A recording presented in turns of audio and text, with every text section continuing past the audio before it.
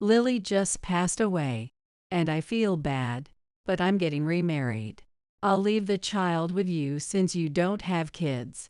The day after my sister Lily passed away, her husband Mike told me this heartless truth over the phone. What? What are you saying? My tongue barely moved. My throat felt tight, and even breathing became difficult. I'm saying I'm getting remarried. I can't raise the kid. You don't have any children, so it's perfect, right? Mike added, tell the kid, I mean Marcia, to take care, and hung up the call. Lily and Mike's child, Marcia, was playing upstairs. I decided to go to Mike's house to pick up her belongings. Do you want to come with me? I asked, and Marcia gave a small nod. In the empty house, I searched her closet for clothes and underwear, and packed a few items. When I returned to the living room, Marcia was nowhere to be seen. Then I found her standing in front of a photo of Lily. Marcia stood there, gazing up at the photo. Marcia had a faint smile on her face, lifting one corner of her lips. My name is Rachel. I woke up in my bedroom as soft morning sunlight filtered through the window, staring up at the ceiling. A few years ago, I used to share this room with my husband, Isaac, but now we've decided to sleep in separate rooms. At first, it felt strange, but now I'm able to sleep comfortably. In our late 30s, when the honeymoon phase of being like lovebirds started to settle, we decided it was better to sleep at our own preferred times. That's how we ended up sleeping in separate rooms. Good morning. Yay, good morning. In the living room, the radio was playing softly in the background. Isaac was making a simple breakfast while listening to the morning news. Since we both work, we don't have any fixed rules about who cooks, but as the early riser, Isaac usually takes care of it. As he made fried eggs in a pan, I leaned my cheek gently against his arm. Careful, he said, pushing me back slightly, looking a bit shy. We don't have children. It's never been a particularly significant issue for us. Instead, we cherish our time together and enjoy our days by supporting each other. Not far from where we live, my sister Lily and her family reside. Lily married Mike, whom she met in a badminton club during college. They were blessed with an adorable daughter, Marcia, and built a happy family. Marcia, my niece, is so precious to me that I can't help but smile whenever I see her growing. Visiting Lily's home and seeing Marcia happily playing has always been my favorite pastime. One day, I visited Lily's house and rang the doorbell.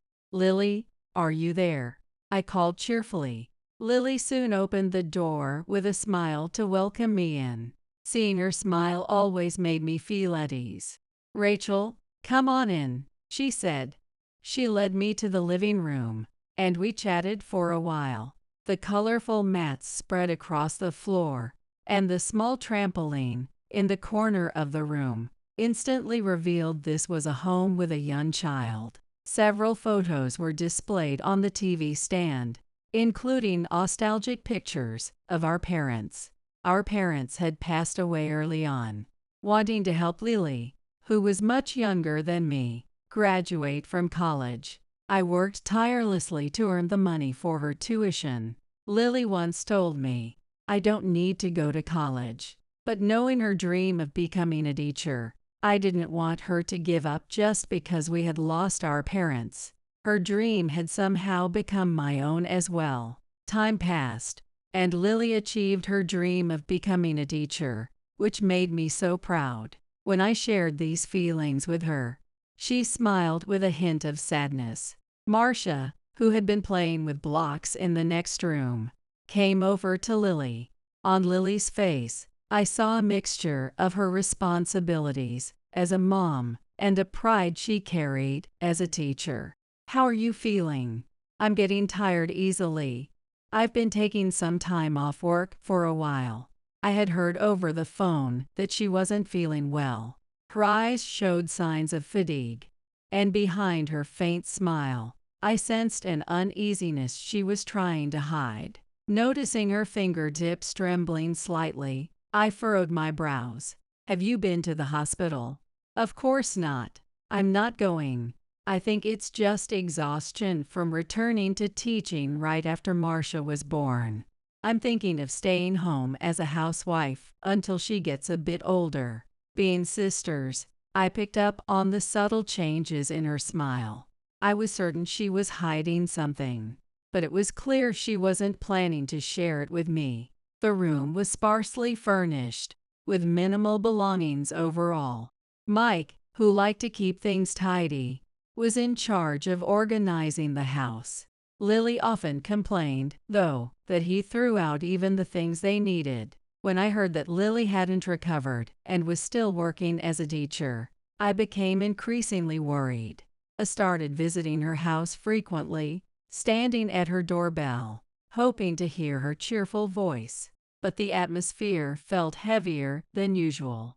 After a while, Lily opened the door with a pale face, dark circles under her eyes, and a smile that barely masked her exhaustion. Rachel, you came again. I was worried. How are you feeling? Yay, I'm okay. I'm starting to feel a bit better. Her husband, Mike, seemed busy with work and was rarely home. As Lily sat on the sofa, she let out a deep sigh and closed her eyes. Next to her, Marcia was laughing and playing innocently. I placed a box of donuts I'd brought as a gift on the table, and Marcia happily opened it, eagerly munching on one. Lily, how about going for a little walk? With her eyes still closed, Lily shook her head. I don't feel like moving right now, she replied weakly, and her demeanor made me even more anxious. Days like this continued for some time. Occasionally, I'd run into Mike, but after a brief greeting, he would retreat to his room. The house wasn't as tidy as usual, with dirty dishes piling up in the kitchen sink. Though Lily didn't say it outright, I started wondering if her relationship with Mike was strained. Unable to stop myself, I began cleaning the kitchen. While tying up the trash bag, I noticed a syringe among the garbage. That's dangerous. You should wrap things like this before throwing them away. I remembered that syringes are supposed to be disposed of at hospitals. Patients are usually advised to return them for proper disposal. Why was it discarded like this? I shook my head slightly. The sight of the syringe surprised me, but I told myself that everyone has medical issues they prefer to keep private. It's not right to snoop through someone's trash and let your imagination run wild. Not knowing whose medical equipment it was, I pretended not to have seen anything and tied up the trash. While I was doing the dishes, Marcia came up to me and tugged on my sleeve. What's wrong? I asked. Marcia looked up at me with her big, beautiful eyes and said, I want you to cook something for Mom. Of course, I'll make dinner for her tonight. What does Mom like? Dad usually makes soup for her. She doesn't finish it all, but she eats it because she likes it. I glanced over at the sofa where Lily was sitting, with her eyes closed. I see. You can never truly know what goes on between a married couple. Mike might have seemed distant, but he was still preparing meals for Lily despite her poor health. That evening, I cooked dinner. Mike had plans to eat out with a friend, so it was just the three of us, Lily, Marcia, and me sharing the meal.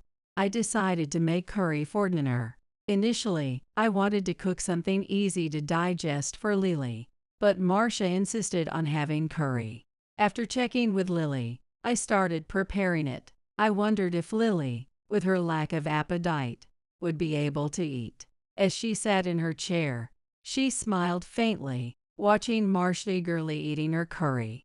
Lily scooped up a small spoonful of curry and brought it to her lips, but almost immediately, her face twisted slightly. Rachel, I think it's a bit too salty, she said with a strained smile, putting her spoon down. I'm sorry, you don't have to force yourself to eat it. Do you want to lie down?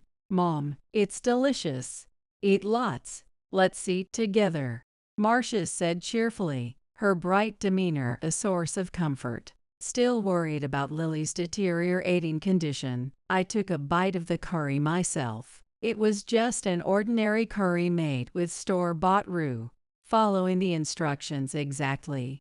It didn't taste particularly salty. If anything, I had made it milder for Marcia's sake. As I watched Marcia eagerly eat, her cheeks puffed out and curry occasionally spilling onto the table, Lily looked on with a gentle expression.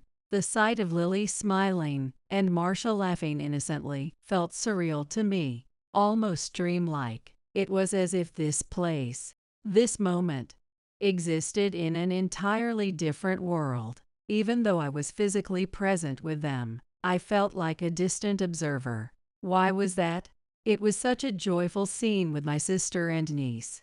Yet a strange loneliness crept into my heart. Without realizing it, I reached out and held Lily's hand. She looked at me, puzzled, but quietly held my hand in return. I couldn't even explain why I had done it. If there's anything I can do to help, I began. Thank you, Rachel, Lily replied softly. Her words carried genuine gratitude.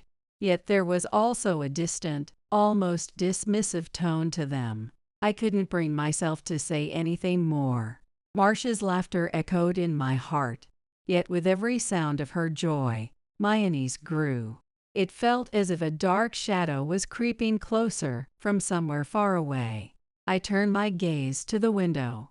The evening sky was painted a soft orange, and a quiet breeze drifted by. One day, while I was spending a quiet afternoon at home, my phone rang.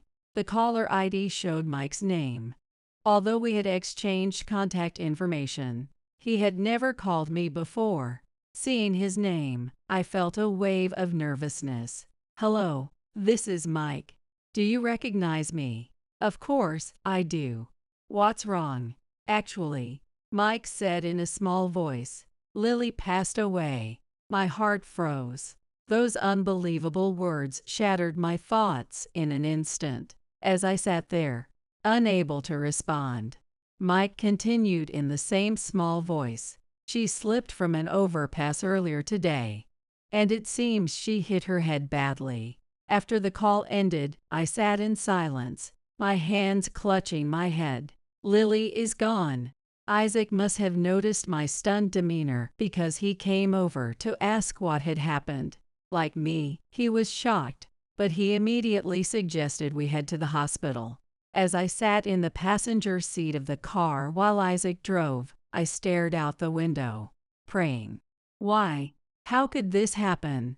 A storm of emotions swirled inside me, but the strongest feeling was the desperate desire not to believe it. By the time we arrived at the hospital, Lily had already passed away. Wrapped in a heavy sadness, I sat on the cold bench in the waiting room, unable to summon the courage to enter the room where Lily now lay. I closed my eyes, trying to steady myself. A faint sound broke the silence as Marcia sat down beside me and grasped my hand. Mom is sleeping. Maybe she's tired. I opened my eyes, but words failed me. I couldn't tell if the young girl understood what had happened. Tears streamed down her face as she gazed at me, her large eyes filled with sorrow. Mom, I want to talk. Please talk to me. Marcia's voice pierced my heart, tightening my chest. Not knowing what else to do, I pulled her into a hug. Mike emerged from the hospital room, having finished speaking with the doctor, and gave me a slight bow. His expression carried a trace of sadness, but his eyes were dry, devoid of tears. I'm sorry, I have to get back to work. What? Wait a minute, this isn't the time for that. Your wife just passed away. How could you say such a thing? As he prepared to leave as if nothing had happened, a seed of doubt sprouted within me. A few days later, the funeral was held. Dressed in mourning attire, I stood among the attendees. Relatives and friends gathered, all enveloped in sorrow, quietly shedding tears. Mike, acting as the chief mourner, moved through the crowd, greeting attendees with a distant air, his mind seemingly elsewhere. Among the mourners, a young woman with striking features caught my attention. She was tall, with long black hair, and her beauty was captivating. I noticed Mike greeting her warmly, a genuine smile spreading across his face. "Lenore, you made it," he said. Standing a short distance away, I watched the interaction, feeling unease settle over me. The woman called Lenore wore a black outfit adorned with a dazzling diamond necklace that caught and reflected the light. While undeniably elegant, something about her presence felt out of place in this somber setting, casting a shadow over my heart. Noticing my gaze, Mike glanced away, appearing slightly uncomfortable. However, Lenore, exuding confidence, approached me directly. "Nice to meet you. You must be Rachel." "I'm Lenore, one of Lily's juniors from university," she said, introducing herself with a smile. "I was in the badminton club, and Lily took great care of me," she added, bowing politely. Lenore. The name stirred a memory. Yes, I'd heard about her from Lily years ago. She had mentioned a stunningly beautiful woman who had joined their club, a company president's daughter who was highly popular during her university days.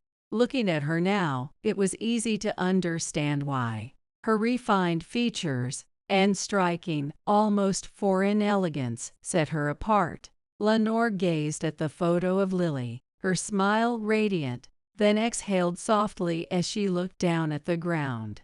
Lily was truly an incredible person. "I always wanted to be like her," she said. "Really? I'm sure Lily would be happy to hear that." "By the way, that necklace is beautiful," I remarked, my eyes lingering on the diamond that sparkled at her neck. A small, mischievous part of me wanted to question her. Does she not know that wearing flashy jewelry at a funeral is considered peu etiquette? Lenore touched the shining diamond lightly with her fingertips, a serene smile gracing her face. "They say diamonds symbolize unbreakable bonds. It might not be typical for a funeral, but Lily was someone who cherished connections deeply. I thought she'd appreciate it," she explained. Her words made me want to call her out immediately. Lily, who valued common sense above all else in her pursuit of becoming an educator, would never have approved of such an inappropriate display at a funeral. She was especially mindful of outlandish or unconventional behavior. But Lenore's confidence, the way she spoke without hesitation, and her composed demeanor made her seem as though she believed this funeral existed solely as a stage to showcase her beauty. Mike, standing beside her, nodded repeatedly, completely taken by her words. Lily was such a wonderful person. My memories with her are treasures I'll hold on to forever, Lenore concluded, a faint smile playing at her lips as she met Mike's gaze. That smile filled me with a creeping suspicion.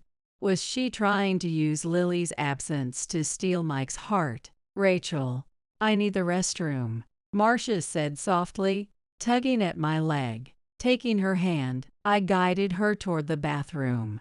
As we walked past, I saw Lenore and Mike standing close, chatting and laughing together. Lenore leaned in toward Mike, her laughter echoing softly. Here, at Lily's funeral, under the watchful eyes of heaven where Lily might be watching, Mike laughed freely with another woman. What rose within me wasn't anger, it was sorrow. After the funeral, Mike approached me with a request. "I'm busy with cleanup and everything. Could you take care of Marcia for a while?" I agreed without hesitation and took Marcia's hand, walking home together. The following day, Mike called me. I answered without much thought, curious about what he might need. That was my mistake. As I gripped the phone, Mike's cold voice echoed in my ear. I'm marrying Lenore. You can have the kid. She's better off with someone like you, who doesn't have any of her own." The meaning of his words froze my heart. My mind went blank, and the world around me blurred, the information losing all sense. "What? Wait, what are you saying?" I stammered. My tongue felt heavy, my throat tight, and even breathing became a struggle. Desperately, I tried to demand an explanation, my voice trembling as waves of emotions crashed over me. I held back the urge to scream and waited silently for Mike's response. "I've been dating Lenore since before Lily passed away," he admitted. His words pierced my heart like arrows. Why did it hurt so much, even though it wasn't about me, but my sister? It felt even more painful than if it had been directed at me. Mike continued without hesitation. "After Marcia was born, I couldn't see Lily as a woman anymore. Then, by chance, I ran into Lenore. She's as beautiful as ever, just like in the old days. She's my ideal." His words felt like a cold, selfish confession, full of excuses to justify his betrayal. For a reason like that, anger gave way to overwhelming sadness at his callousness and irresponsibility. "I'm leaving everything to you," Mike said indifferently. Finally, he added, "Tell Marcia to stay strong," and hung up the call. Marcia was upstairs, playing with Isaac and some stuffed animals. Her high-pitched laughter drifted faintly down the stairs as I sat enveloped in a deep void. I decided that same day to prepare the necessities for Marcia's new life. I didn't know whether Mike was truly serious about giving up Marcia, but for now, she didn't even have a single change of clothes with her. I made my way to Mike's house to gather her belongings. In his earlier call, he'd told me he'd leave the door unlocked and that I could take whatever Marcia needed. Such careless treatment, but I was resolute in building a new life for Marcia and didn't hesitate to head to his house. "Do you want to come with me?" I asked. Marcia nodded slightly. Inside the empty house, I searched through her closet, picking out some clothes and underwear to take with me. Would she truly never return to this house again? When I returned to the living room, Marcia was nowhere to be seen. "Marcia!" A small wave of panic rose as I began searching for her. Worry tightened its grip on my heart, and my anxiety grew. Then I found her, standing in front of a photo of Lily. I hurried over and knelt by her side. Marcia stared fixedly at the photo. "You must miss your mom so much, don't you?" I wanted to hold her close, to comfort her. As I reached out, I stopped, my hand hovering in the air. I looked at Marcia's profile. Her face, though just 3 years old, carried an unexpectedly mature expression. She lifted one corner of her mouth in a slight, enigmatic smile. "Rachel, we have to get revenge on them." I felt a chill from Marcia's eerie tone, and instinctively pulled back slightly. Her voice had an unsettling quality, and I couldn't help but take a step back. "Marcia," I called out in surprise, but without hesitation. She reached for the mobile phone placed in front of Lily's photo. She easily unlocked it and said, "Rachel, look at this." The phone was locked with a pin that Lily had set, and even Mike, her husband, couldn't unlock it. Yet, Marcia effortlessly unlocked it and handed it to me, causing confusion to rise as I glanced around. "What is this? What's going on, Marcia?" Ignoring my question, Marcia started playing a video. "Mike made me drink this," Marcia said, holding the phone toward me. I gasped in shock. The video showed Mike, wearing a sinister smile, adding powdered crab extract to a soup pod in what appeared to be the kitchen of their home. What? Lily had a severe shellfish allergy. The video was time-stamped for the day Lily passed away. My mind was spinning with confusion. "Marcia, what does this mean?" I stared at the video screen, unable to look away, as I asked Marcia. Though her face was young, there was nothing childlike about her demeanor. After that, she got sick, and on the way to the hospital, she fell off the overpass. Mike must have known about Lily's allergy since their school days. Why would he do something like this? I stared at the video again. There was no doubt that Mike had added the crab extract powder. Marcia, seeing me frozen and unable to move, took the phone from my hands and said, "That's not all." She played another video. In this one, Mike was once again adding crab extract to a family meal on another day. I stood there, speechless, unable to move. Is this really him? I could feel my voice trembling. My fingertips wouldn't stop shaking. I had been feeling sick for a while. I found a bottle labeled crab in the kitchen and got suspicious, so I set up a camera. Then I saw Mike doing this. Marcia spoke calmly. Her vocabulary and manner of speaking had reached an adult level. I asked her, still confused. No, I asked someone who was using Marcia's form. But why? Why did Lily drink the soup? This video. Lily must have seen it too, right? How did you know? But still. Marcia's face twisted, and tears started to fall. It wasn't the cute kind of tears a young child would shed. It felt like a torrent of emotions. Anger, sorrow, hatred, and despair all mixed into those tears. Did you love Mike? Yes, I loved him. I didn't believe he could do such a thing. But his feelings were different. He chose Lenore instead of me. Marcia cried bitterly and screamed. In that moment, a whirlwind of shock and confusion filled me. The Marcia standing in front of me was not the innocent one I had known.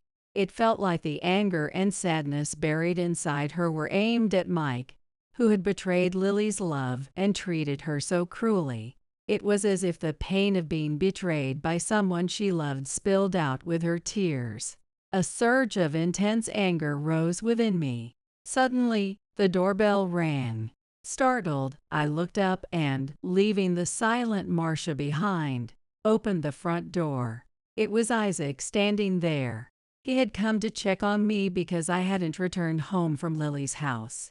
Marcia slowly walked from the hallway to the front door and quietly stared at Isaac. Isaac noticed her and cheerfully called out, "Marcia," but then his face quickly changed. "Wait, are you not Marcia, but Lily?" Isaac had always claimed to have a sense of the supernatural, but I didn't believe in such things, and since I had told him that I didn't want to hear about it because it scared me, he stopped bringing it up. Without even talking to Marcia, Isaac noticed something was wrong with her after just one look. I also clearly realized the person in front of me was not Marcia, but Lily. Isaac, with a slightly nervous expression, approached Marcia. Marcia, as he stepped closer, stood naturally in the hallway. Is Lily's soul possessing Marcia's body? No way. Marcia smiled just like Lily would. She briefly glanced at me, her expression showing a hint of sadness. "I'm sorry for scaring you, but Rachel, Isaac, I have a request for you both." Her voice was exactly like Lily's. She reached out her small hand and gently took mine.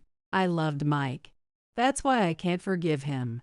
Do you understand this feeling? I stared into Marcia's eyes, where Lily's soul was probably hiding, and nodded quietly. The grip on my hand tightened, and she looked at me with a serious gaze. If I don't get revenge on Mike, my resentment won't be cleared. Please carry on my wish and show him the truth. Understood? Of course. What should we do? Through Marcia's body, Lily's feelings reached me. The sense of urgency in her voice made both Isaac and me feel a little scared. I want you to submit the video saved on my mobile phone to the police. That should be the evidence. I took a deep breath and nodded. Got it. I'll make sure to do it. Although I hadn't fully accepted the idea of Lily possessing Marsh's body, I was certain the contents of the video were true.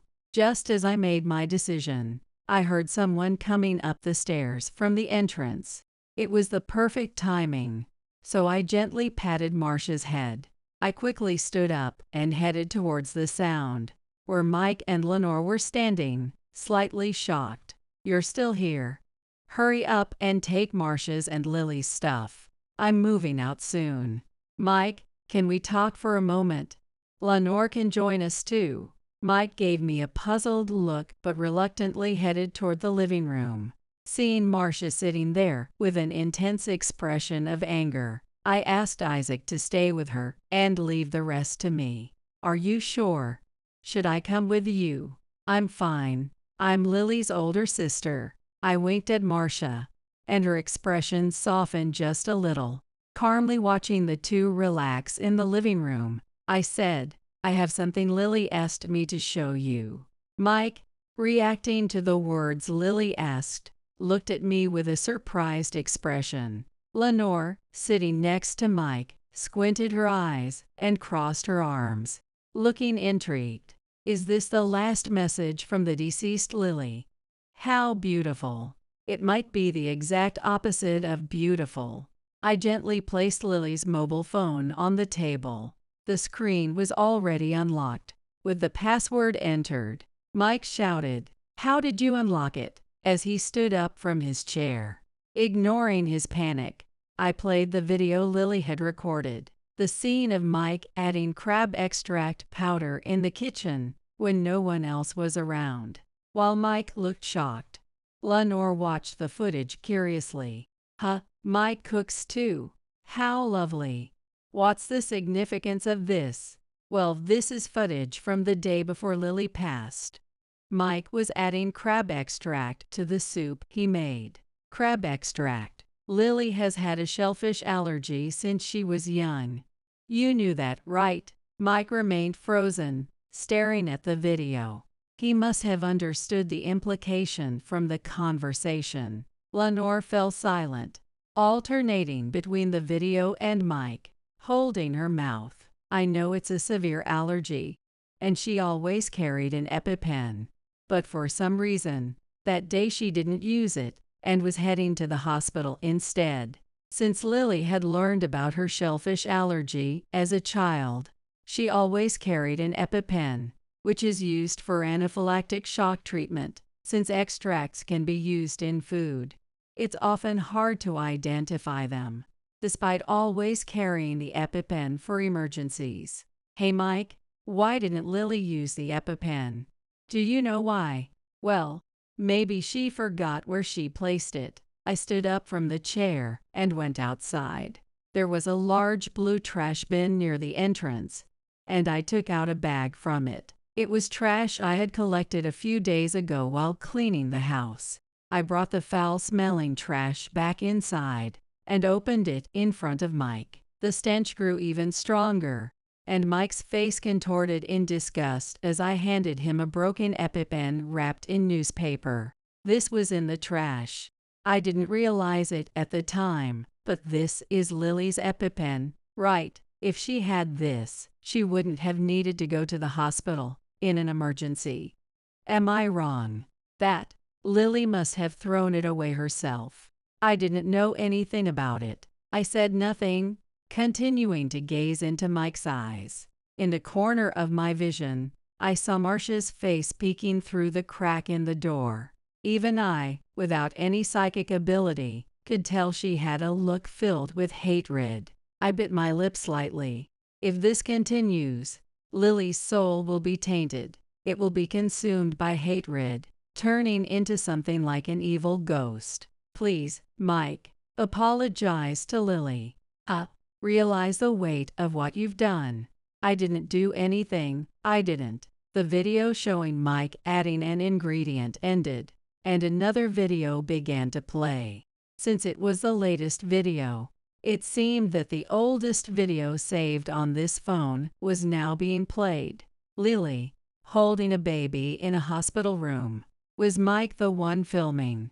Lily lovingly rubbed her cheek against the baby and smiled at the cameraman, who was likely Mike. In the video, Mike says with a tearful voice, "Thank you, Lily. I got to be a dad." Lily smiles, nodding happily while giving a wry laugh. Lily looks at the baby, who suddenly starts crying, with a calm expression. I couldn't bear to watch any longer, and instinctively paused the video. It was Mike, more than anyone, who seemed the most shaken by seeing the nostalgic footage. He stared at his own hands, and eventually covered his face with them. Back then, everything was going well.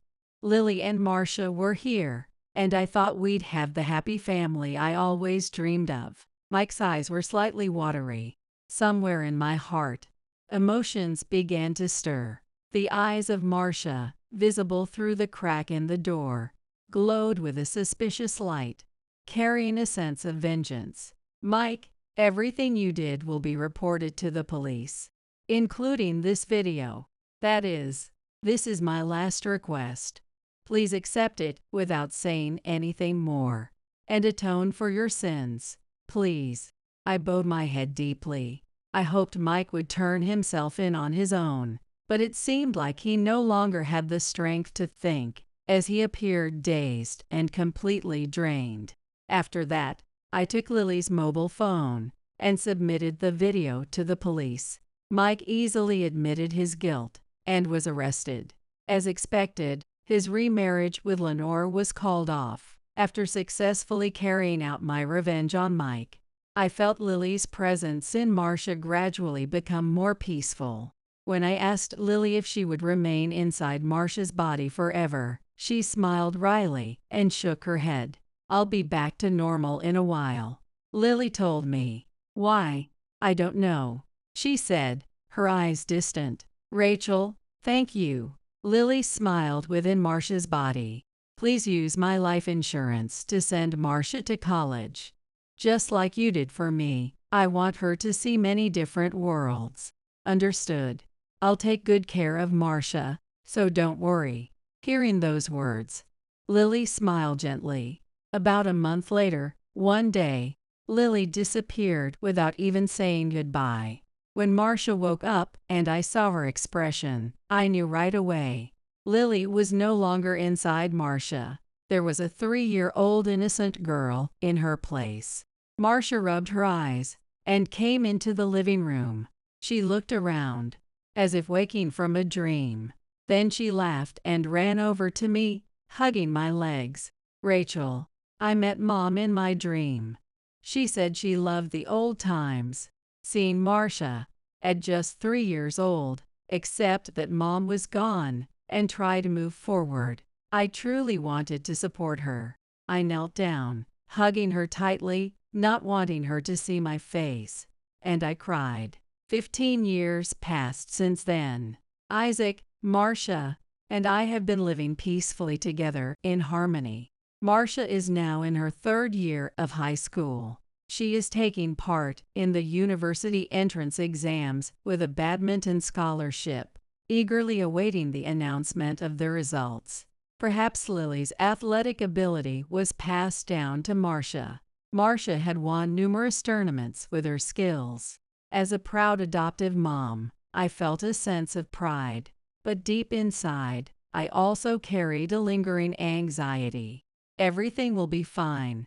She's definitely going to pass. The day of the results announcement held special meaning for the 3 of us, Isaac, Marcia, and me. Would I be able to fulfill my promise to Lily? I couldn't help but worry about that. I stood before Lily's photo and prayed. In the quiet room, my heart overflowed with thoughts of Lily. "Lily, please watch over Marcia.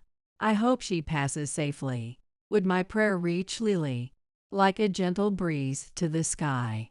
I believe Lily is watching over Marcia's growth, but when the moment arrived, anxiety squeezed my chest. Whenever Marcia showed a glimpse of Lily's resemblance, I was reminded of Lily's presence.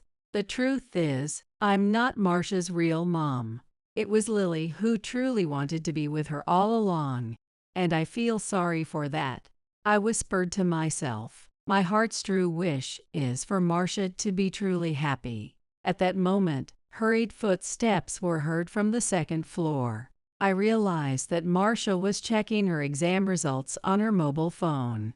My heart raced, and I instinctively closed my eyes. The moment that would decide Marcia's fate. The tension enveloped me. Please. When I next saw Marcia's face, I hoped it would be smiling. Passed. I passed. Marcia's voice echoed, and she came running down to the first floor where I was. When I saw her face beaming with excitement, my heart instantly filled with warmth. She opened the door and entered the living room, looking like a ray of sunshine piercing through. In that moment, tears overflowed from my eyes. Unstoppably, Marcia, who had been smiling slightly at me, soon found her own eyes welling up and jumped into my arms. Marcia, congratulations on passing. I hugged Marcia, sharing in the joy, and felt the warmth in my heart, as if the bond between us had grown even stronger. Rachel, I really passed. Thanks to you, I can go to college. Lily helped guide Marcia this far, I said, and Marcia didn't reply. Isaac, having heard the commotion, must have understood from Marcia's elation that she had passed. He wore a relieved expression. He looked at the photo and quietly reflected. Lily is happy too. Maybe Isaac could truly see Lily's joy. But I had always been certain that Lily had been watching over Marcia. Her love continues to live on inside Marcia. After looking at me, Marcia turned her gaze to Isaac. She sat down again and expressed her gratitude from the bottom of her heart. Rachel, Isaac, thank you for everything. I'll do my best from now on, so please keep watching over me. Marcia's words made my heart swell, and I hugged her once more. The slight tremor in Marcia's body revealed that she had now become a strong, grown woman. We'll always be on your side. Let's continue walking this path together. I felt a faint presence from the photo. In that moment, I'm not sure how to explain it, but Marcia and I exchanged looks. We both clearly sensed Lily's presence, but neither of us spoke a word. Her love still supports and guides her daughter. There was no need to say it aloud, I thought. Marcia's future was filled with hope and dreams. In place of Lily, I vowed to watch over her future as her mom. Suddenly, Marcia looked down a bit shyly. Then, with a bold gesture, she raised her face and flashed us a beaming smile, just like when she was a child. Thank you, Dad, Mom. You're saying you can't follow my instructions just because you're an inexperienced part-timer? You know, it's because we rely on you that you can have this lifestyle, right? I found out they were moving forward with living together behind my back, and even worse, assuming I'd be their housekeeper. It's outrageous. They think I won't talk back or retaliate, but they'll regret it soon enough. I'm Betty, a 70-year-old housewife. At 70, many people stop working due to health or pension reasons, but I can't just sit still, so I'm still working part-time. I always want to try new things. I can't just stay home alone. I've been doing this part-time job for 30 years now, and I consider myself quite experienced. I used to work as an office worker for a fairly well-known local company. I joined the company right after high school, thinking it would be a steady office job without sales or physical labor, but it seems my body reached its limits without me even realizing it. At the office, I faced a grumpy boss who spread negativity, a senior colleague who drove numerous people to resignation with his snide remarks, and a domineering older woman who believed her word was law. The office was a parade of unique personalities. So, my simple hope of working steadily until retirement, nurtured since high school, crumbled easily. However, during this dark time, a moment of light shone through. It was when I met my future husband, Anthony. It started with a chance encounter due to a cold call sales visit. I couldn't help but notice our eyes often met. Is there something on my face? I fell in love with your beautiful smile at first. Would you like to join me for lunch during the break? Curiosity about this straightforward man led me to accept his lunch invitation. From there, our relationship deepened quickly. And it didn't take long for us to start dating. I want to make you happy. Let's support and build a life together, shall we? I accepted his proposal and we got married. Marriage was bliss for me at the time. The use of past tense relates to my retirement and Anthony's behavior.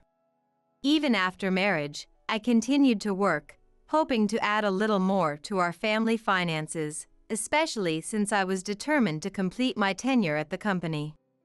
Before marrying Anthony, I had told him, I want to work at my current company for a long time. And he was very supportive back then. There's no rule that you have to quit your job after getting married. More money never hurts. I hope you'll continue working until retirement. Soon after our marriage, I became pregnant and gave birth, making it natural to want to keep working for the extra financial need.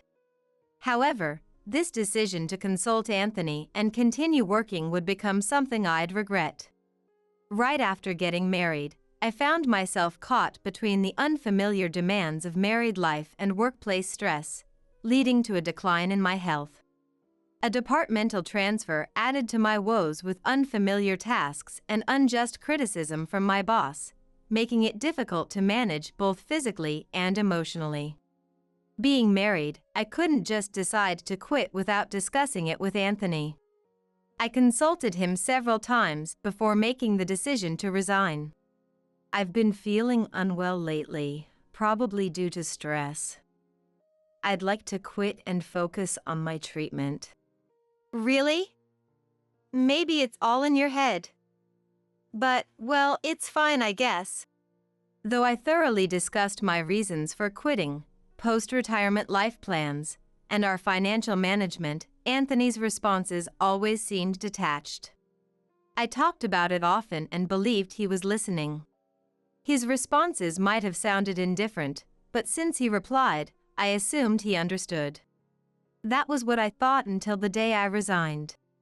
Returning home with a bouquet from my colleagues, I was met by an infuriated Anthony.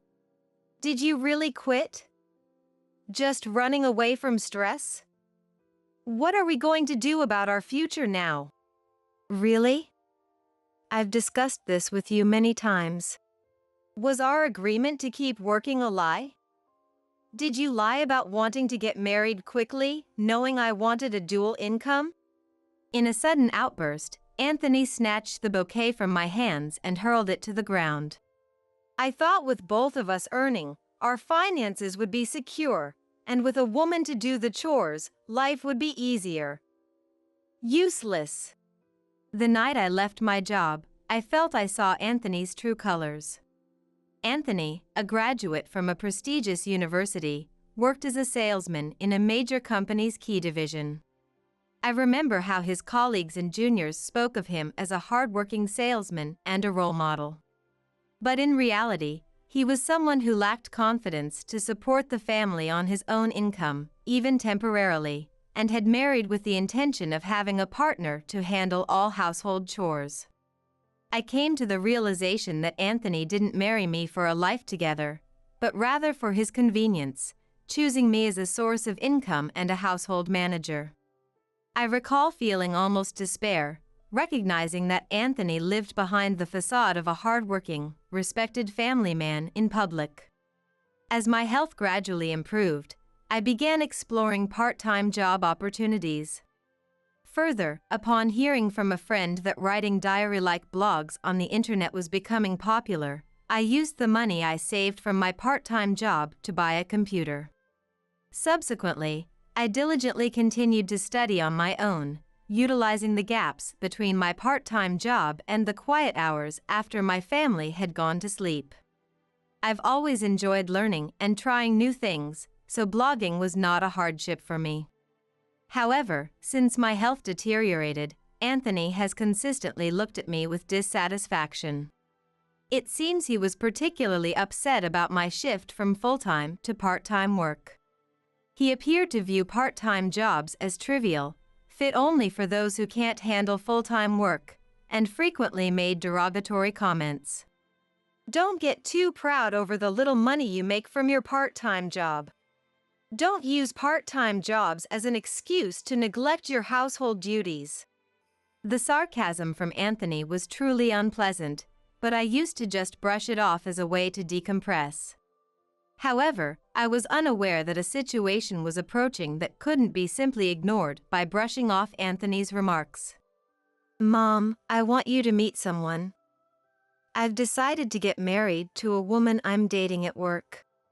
I'm seeing someone from work, and I'd like both Dad and Mom to meet her. Has the time finally come for Robert to introduce someone he's dating?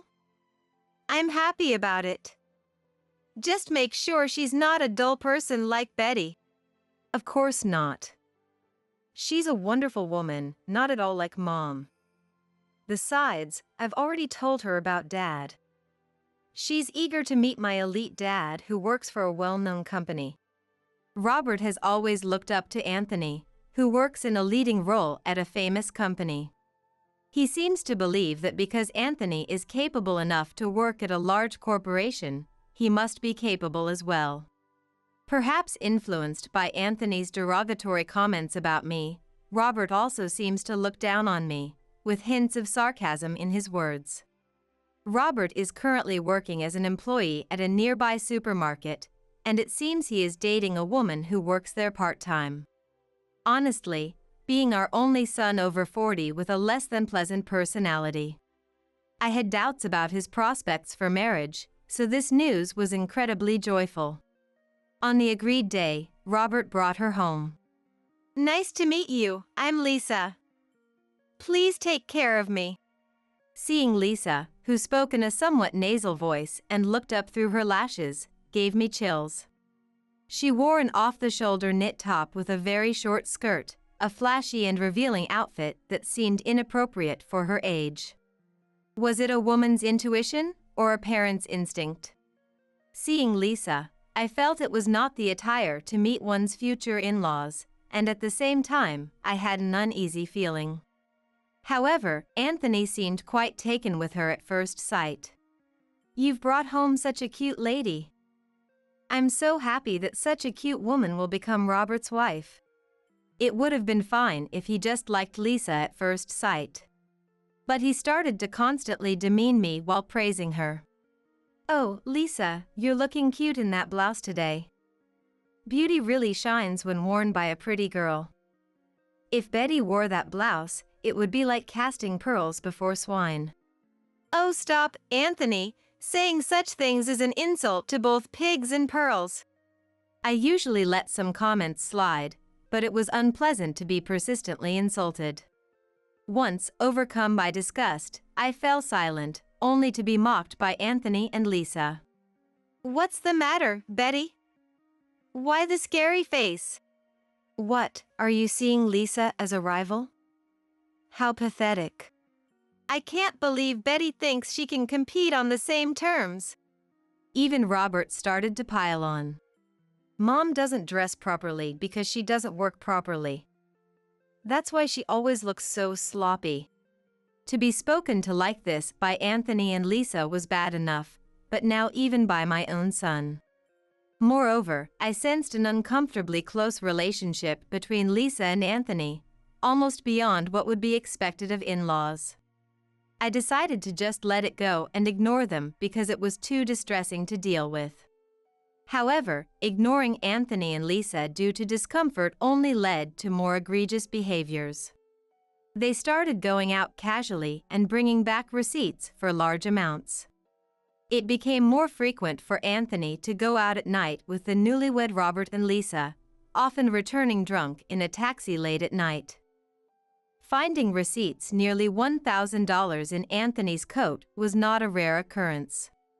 I felt trembling anger over such extravagance, considering our age and the prospect of not having work in the future. On another day, I overheard the three of them planning a stay at a luxury hotel, treating me like an outsider. Let's go to the new luxury hotel in Anchorage with Robert and his wife. I hear the course meals are exquisite. Dad, you're so well informed. I'd like to go, but money's tight. Robert glanced greedily at Anthony, who responded confidently. Leave it to Dad. With the company bonus, it's like we're on a big ship. I'm so happy. Anthony, you're amazing. I want to eat lots of king crab. From the conversation, it seemed Anthony would be paying for the expensive stay, costing over $1,000 per person per night. They must be able to make such statements because they aren't thinking about the consequences. Oh, is Betty staying with us? Of course not. Stay in the same room as Betty? That would be a waste of the room cost. Right, such a nice room would be wasted on Mom. I could hear the three of them mocking me, shaking with frustration and resentment. Then, right after returning from the luxury hotel trip with Robert and his wife, Anthony announced his plan to build a new house. What? Why build a new house when we already have one? I've decided it. You have no say in this. Despite his easy assertion, neither Anthony nor I were young anymore. Just having a house doesn't guarantee a secure life afterward. Even if I don't interfere, what about the money we need for our retirement? I'm nearing retirement. Whether I retire now or later with extended employment, I'll have enough money. We can manage with loans and investment. This is why women ignorant about money matters are no good. Anthony's rebuttal, filled with jargon like a bank or salesman's spiel, left me uneasy. Moreover, he spoke lightly of taking out a loan, but there's no guarantee we would get favorable terms at our age. You talk about loans easily, but what about our age and the loan approval process? If we apply jointly with Betty, it should be fine. I've already discussed this with an expert. They say it won't be a problem. Although Anthony was using the expert's opinion to convince me, I remained unconvinced. Is it really common for experts to advise nearing retirement couples to easily take joint loans? Are you sure about this? What now? When did Betty become so important? Are you saying the experts are wrong? This is an order as the head of the family. Though sudden, our current house does have its inconveniences for later life. If it's about minor remodeling, then rebuilding might be an option. Was Anthony, despite his harsh words, secretly considering a comfortable life for our retirement? However, this was just me wanting to believe what suited me best, as I would soon come to realize.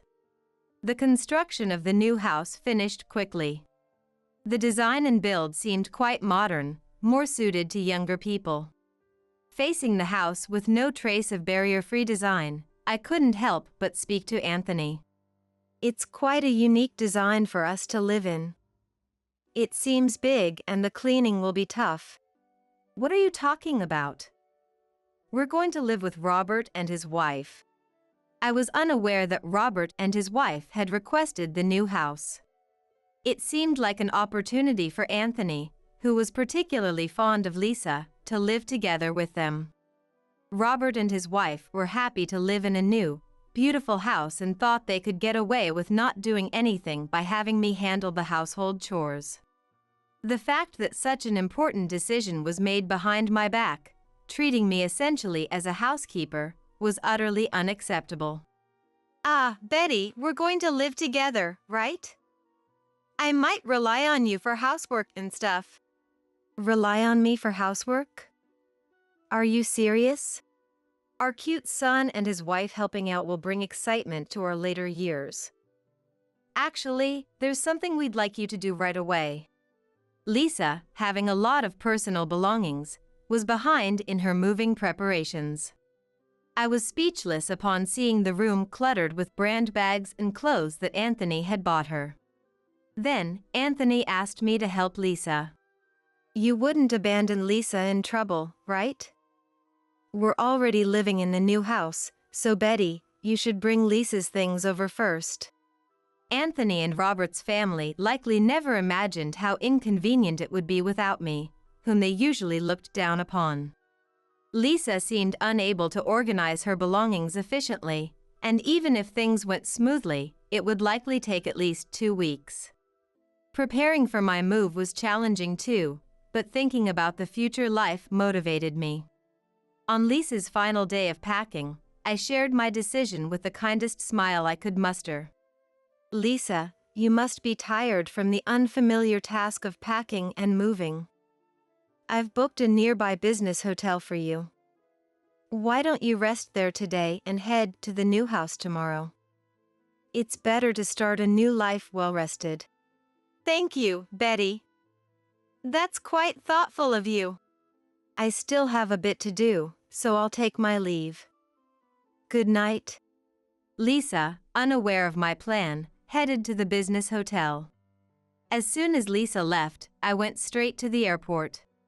A one-way ticket to Hawaii, this was my escape from hell to freedom. In fact, I had started taking serious steps towards divorce as soon as the new house was built. I had been consulting a lawyer, known for their expertise in divorce issues and introduced by an acquaintance, about the problematic behaviors of Anthony. Having arrived in Hawaii on a night flight, I slept soundly for the first time in a long while. The next morning, noticing a call from Anthony, I decided to answer. Hey, is Lisa's move done? Yes, it's done. And I've just completed moving into my new place in Hawaii. I could hear Anthony's bewildered voice over the phone. Hawaii? What, is it a trip? You think I'd go on a trip alone at this time? His incredulous voice came through the phone, and I struggled to contain my laughter. Then, regaining composure, Anthony spoke more assertively. Hawaii? I didn't hear about this. Going on a solo trip to Hawaii at such a time, you must be living large. Who said anything about a trip? Anthony still seems to believe I'm on a whimsical solo trip and will return someday. You hardly work, yet there's plenty for you to do in this house. Come back soon. Oh, don't pretend you don't know. It's divorce. Anthony, sensing something serious from my words, started to panic over the phone. Divorce, just like that? You think I'm taken by Lisa? Competing with her is audacious, Betty. A jealous wife wanting a divorce because her husband is too close to another woman. Is that your narrative, Anthony? Don't make me laugh. The lawyer will contact you later for details, so make sure you sign properly. At first, Anthony seemed to brush off my words as a joke, but the mention of a lawyer seemed to hit hard. No way, the house has Betty's loan too. Divorce? How can that happen? With a divorce, we'll need to restructure the loan. The lawyer will explain, so please cooperate. If we divorce and restructure the loan, the repayment will undoubtedly be challenging. Having a skilled lawyer handle everything from the loan to the divorce and property division was a great relief. Oh, I almost forgot something important. I've requested a provisional garnishment on your retirement benefits from your company. I've informed them of the details. What? Garnishing my retirement benefits? You think that's allowed? Relying on my retirement benefits in addition to the divorce? His panic turned to anger over the phone. It seems that for Anthony, the idea of others knowing that the divorce is happening due to his own faults is a distressing matter. At work, I'm known as a family-loving husband and a father respected by his children. Who would believe such a thing? Such a facade, built on lies, will eventually crumble. Of course, I had taken this into account when I reported to Anthony's workplace and even proceeded with the provisional garnishment. Furthermore, I added a final touch to the situation. Are you familiar with marital property? As I mentioned earlier, all this will be explained by the lawyer. The company is already aware of the situation, so let's see how it turns out. I could hear Robert and Lisa making a commotion on the other end of the phone. Apparently, they were blaming me for not returning to handle the household chores and errands. Then, presumably handed the phone by Anthony, Robert and Lisa directly started to complain to me. Hey, what are we supposed to do about housework if Mom doesn't come back? You're not expecting Dad or Lisa to do it, are you? There's no rule about who has to do the housework. You're all adults, you can manage.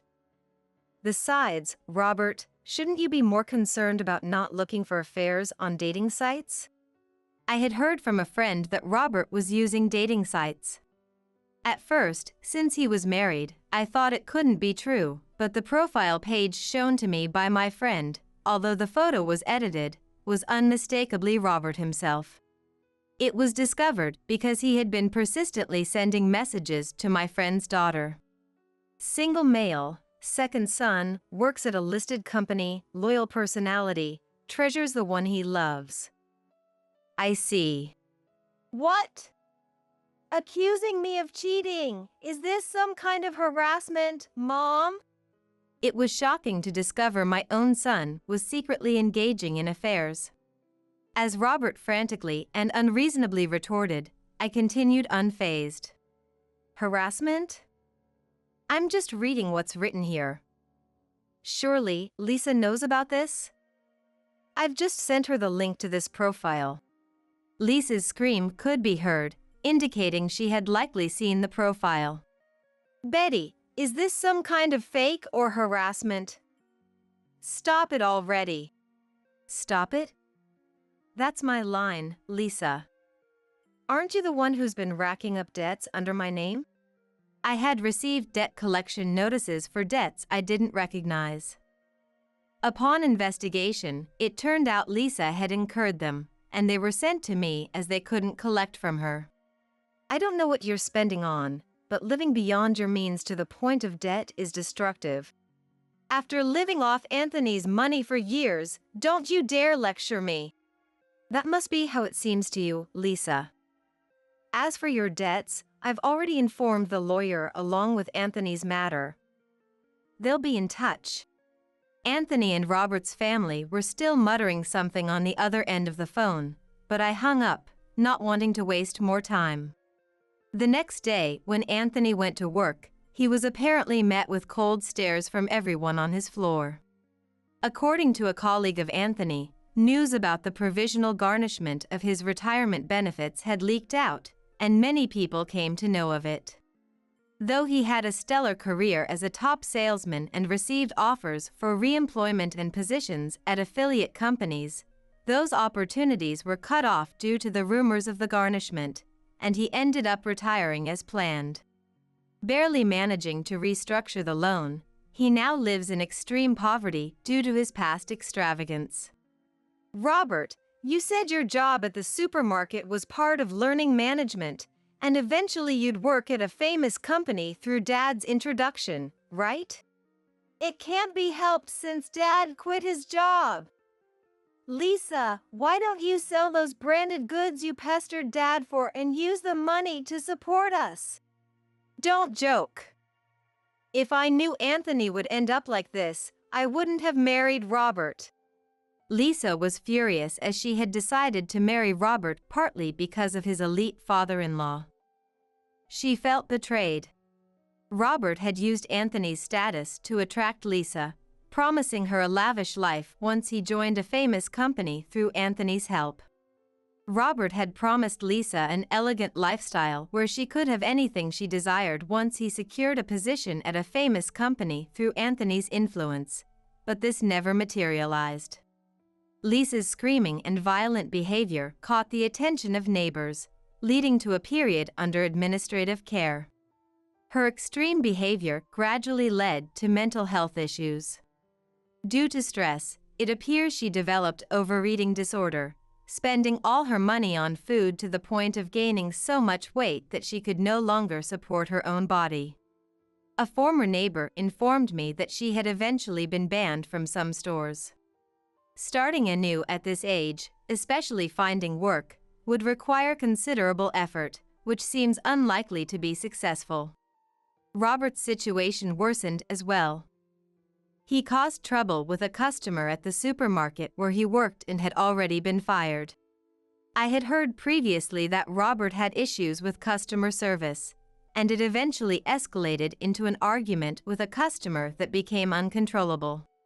He reportedly caused such a ruckus in the store, damaging shelves and merchandise to the extent that they were rendered unusable, which apparently led to his forced resignation due to disciplinary action. Robert often boasted about Anthony's name, claiming he was too good for a petty supermarket job and would make a big name for himself working hard in a large corporation. His future now seems worrisome. Soon everyone will see how great I am. I'm not someone to just smolder in a place like this. Even after quitting his job, his braggadocio hasn't subsided, and he's been busy on social media trying to impress others with his grandeur. Furthermore, believing Anthony was wealthy, Robert hasn't been job hunting but instead spends his days oscillating between home and gambling. Lisa is a woman. She should be able to do at least some housework. I don't need to listen to Anthony, jobless and broke, about what I should do. Anthony, who has never done housework himself and previously pushed all household chores onto me, is now seemingly trying to make Lisa do them, leading to ugly conflicts.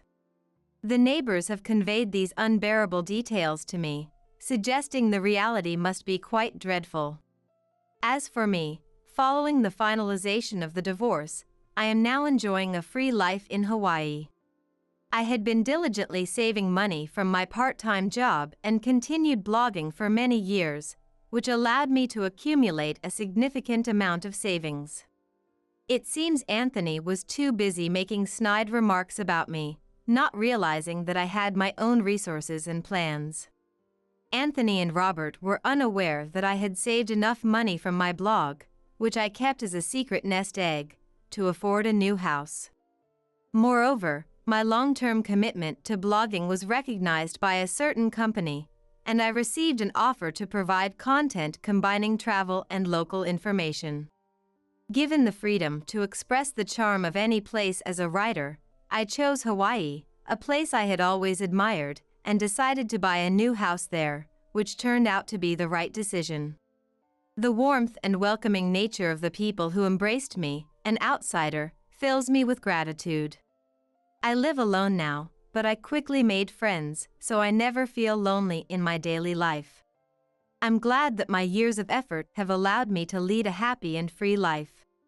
Like the people living in this area, I too want to continue living with compassion for others. Is that Flora? Under the blazing sun, I unexpectedly spotted my granddaughter, Flora. Flora was holding a watering can in one hand, drawing water from the park's drinking fountain. Her expression seemed somewhat desperate. "Flora, what's wrong? What are you doing here alone? Where's Mom?" At just 5 years old, Flora had no adults around her. For some reason, I felt a strong sense of unease at this sight. When Flora turned around and noticed me, her face looked like she was about to burst into tears. Her small hand clung to my sleeve, as if begging for help. "I'm bringing it to Mom. Mom, she said she needs water." She desperately tried to convey something. Her words left me certain that something terribly wrong was happening. Suppressing my growing anxiety, I decided to follow Flora. The house Flora led me to was stiflingly hot, with no lights on in the rooms. It felt even hotter inside than the outside temperature, possibly due to the lack of ventilation. Though I sensed something was off, I didn't have the luxury to figure out what it was.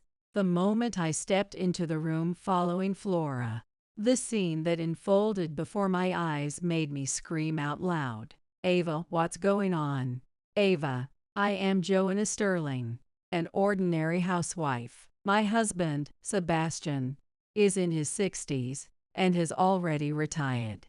Our only daughter, Ava Ford, got married and moved to a neighboring town, so Sebastian and I were enjoying our quiet lives together. That said, Sebastian has always been the kind of person who can't stand being inactive. Even after retiring, he remained in good health, with plenty of energy to spare. He often complained that life felt aimless without work. One day, while watching a TV program about volunteer activities, Sebastian suddenly shouted, as if struck by inspiration, "This is it, Joanna, let's run a children's cafeteria." Both Sebastian and I love children. On top of that, Sebastian had always wanted to do something meaningful for others since retiring. It must have seemed like the perfect activity for him. Seeing the excited and joyful expression on his face, I couldn't help but agree. And so we started a children's cafeteria. Using grants, we renovated a vacant shop near an elementary school, focusing on creating a cozy atmosphere with careful attention to the interior. Although it's called a children's cafeteria, it's open not only to kids but also to people stopping by after work. Perhaps it was a good location, or maybe it was Sebastian's warm and welcoming nature toward everyone. But word about the cafe quickly spread. Now it's become a well-known eatery in the area. Of course, I'm one of the staff members. Sebastian, being skilled and passionate about cooking, collaborated with me to decide on the cafe's menu. Sometimes it's me in the kitchen, and other times it's Sebastian. As the cafeteria grew more popular, it seemed word of it reached Ava as well. Although we had told her we started the cafeteria, she had only teased us, saying, "You're not young anymore, so don't overdo it." But then, Ava asked if we could take care of her daughter, Flora, for her. Ava has a husband named Daniel. Daniel runs a small company dealing with trade-related office work and is reportedly very busy. Because of this, I've only met him a few times, including at their wedding and pre-wedding gatherings. Still, he left the impression of being a very polite and personable man. Since Daniel is often away for work and Ava works part-time, there are times when Flora is left alone. Flora, being only 5 years old, is still very young. Moreover, there were no open daycare facilities near Ava's home in the neighboring town, or within a feasible distance for drop-offs and pickups. That's why Ava asked us to look after Flora at the cafeteria when she needed to leave for her part-time job. Of course, we had no reason to refuse. On the contrary, it was a welcome opportunity to spend time with our adorable granddaughter.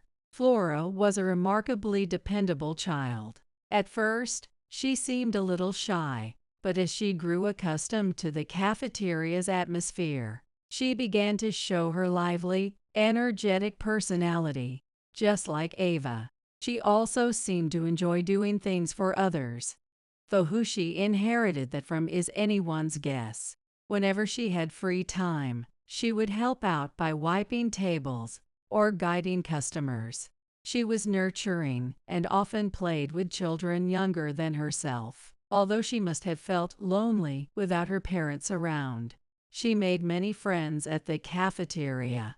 Flora, reliable and beloved, became a favorite among the children, and she always seemed to be having a great time. "Grandma, is there anything I can help with?" While I was in the kitchen preparing for the next day, Flora peeked in and asked with her usual cheerful voice.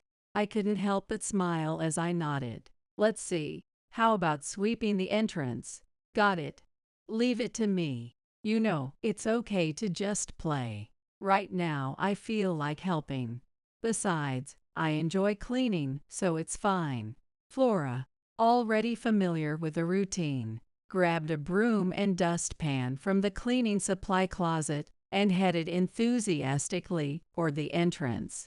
From the shop's doorway, I could hear Flora greeting the local customers and chatting with them as they praised her for helping out. Not only was Flora adored by the children, but she was also loved by the local community.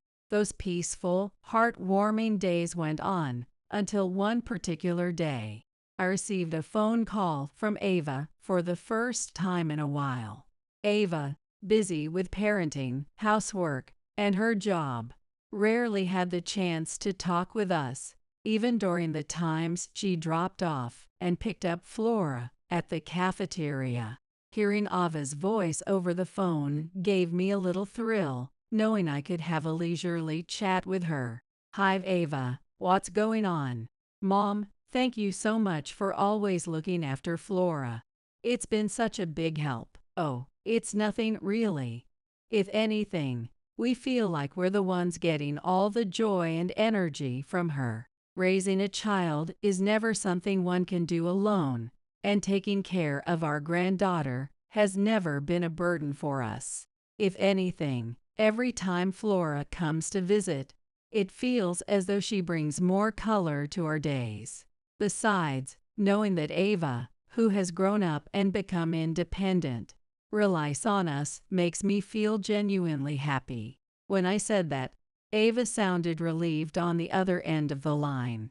But then, in an apologetic tone, she said, "About that, actually, we've finally secured a spot for Flora in daycare.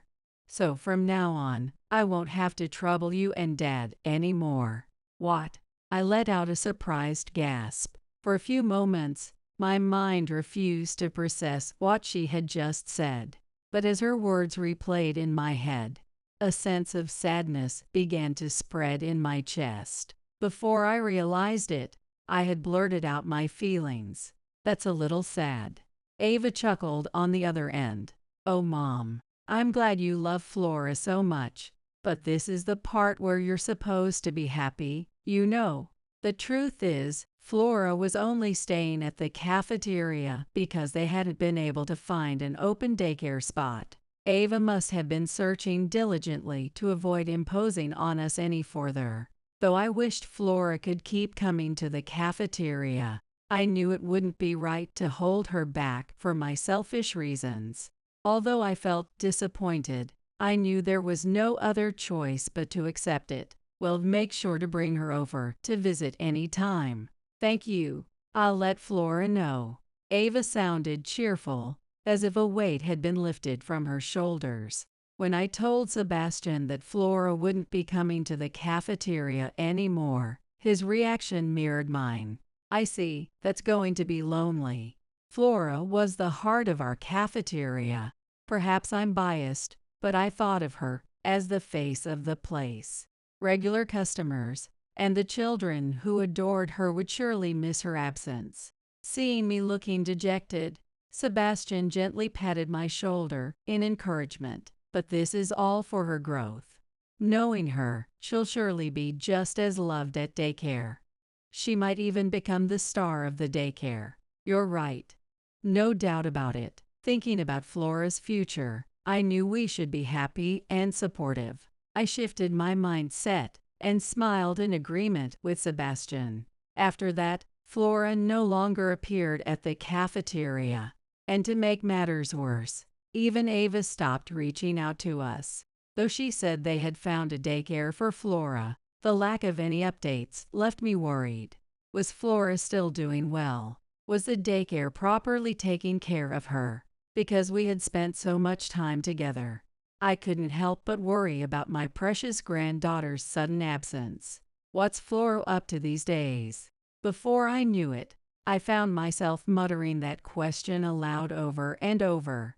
Unable to suppress my concern, I tried contacting Ava several times. However, each time, she cut the conversation short, apologizing with, "I'm busy right now." Even when I asked her to let me know when she might have some free time, her responses were vague and evasive, leaving my worries unresolved. Daniel was said to be extremely busy as well. If both parents were that occupied, I wondered if Flora might be feeling lonely. And if Ava didn't even have time for a brief phone call, I started to worry about her health, too. When reaching out to Ava didn't work, I decided to contact Daniel instead. I aimed for the evening, assuming he might be finished with work by then, and called him. After a few rings, he picked up. "Hello, Daniel. Do you have a moment?" "Of course. What's going on?" Daniel responded in his usual polite and cheerful tone, showing no signs of exhaustion from work. Still, I didn't want to take up too much of his time. All I wanted was a brief update about Flora and Ava, just a word or two to ease my mind. "Actually, I've been worried about Flora and Ava. Is Flora enjoying her time at daycare? Has she made any friends? And Ava, she's been so busy lately. Is she holding up okay?" Once I started, I couldn't stop myself from bombarding him with questions. But Daniel replied in a slightly troubled tone. "Joanna, I appreciate your concern for both of them, but don't you think this might be a little overbearing?" "What?" The words left me stunned, and for a moment, my mind went blank. As I struggled to find a response, Daniel continued hesitantly, clearly uncomfortable but firm. "Ava has mentioned wanting you to dial it back a little. Please, just let them be. Everything is perfectly fine here, there's no need to worry." He was right lately. I had become overly anxious about Flora and Ava. I had already realized it myself, which made Daniel's words hit even harder. I was only worried about Ava, who seemed so busy, and Flora, who was adjusting to a new environment, but perhaps my concern had become a source of irritation for them. "I see. I'm sorry about that." In the end, I could only apologize before hanging up, feeling dejected. Seeing my disheartened state, Sebastian, who seemed to have pieced together the situation, gave a wry smile and said, "Don't take it so hard. No news is good news, right? Let's just give it some time and see how things go." Lately, Sebastian had been the one cheering me up more often than not. Though I was still shaken, his words encouraged me enough to put on a brave face. "You're right. I suppose I've been a bit too hasty. Ava is a capable, independent adult. While she might seek our help from time to time, she can firmly stand on her own. The least I can do is be there for her when she does ask for support." I told myself that it was enough to have heard an update about them, trying to convince myself to move on. 2 weeks had passed. As usual, there wasn't a single word from Ava. Still, I tried to heed Daniel's advice and not worry too much about the two of them. Besides, we had our work at the children's cafeteria to focus on. Throwing myself into the job helped distract me from the lingering pangs of loneliness. Today, I had come to a wholesale market in a neighboring town. It was part of our preparations for a new menu at the cafeteria. Recently, with the heat wave persisting, Sebastian and I decided to add a refreshing dish to the lineup. "It's unbearably hot today," I muttered to myself, wiping the sweat from my brow with a handkerchief. The heat was particularly oppressive, making even a routine shopping trip feel like a Herculean effort. As the relentless sun beat down on me, I began searching for a cafe where I could cool off with a drink. If I didn't find somewhere soon, I feared I might wilt in the heat. It was then, as I quickened my steps in desperation, that I saw something utterly unbelievable. "Is that Flora?" Under the scorching sun, I spotted a familiar child. She was holding a watering can in one hand and drawing water from a park fountain.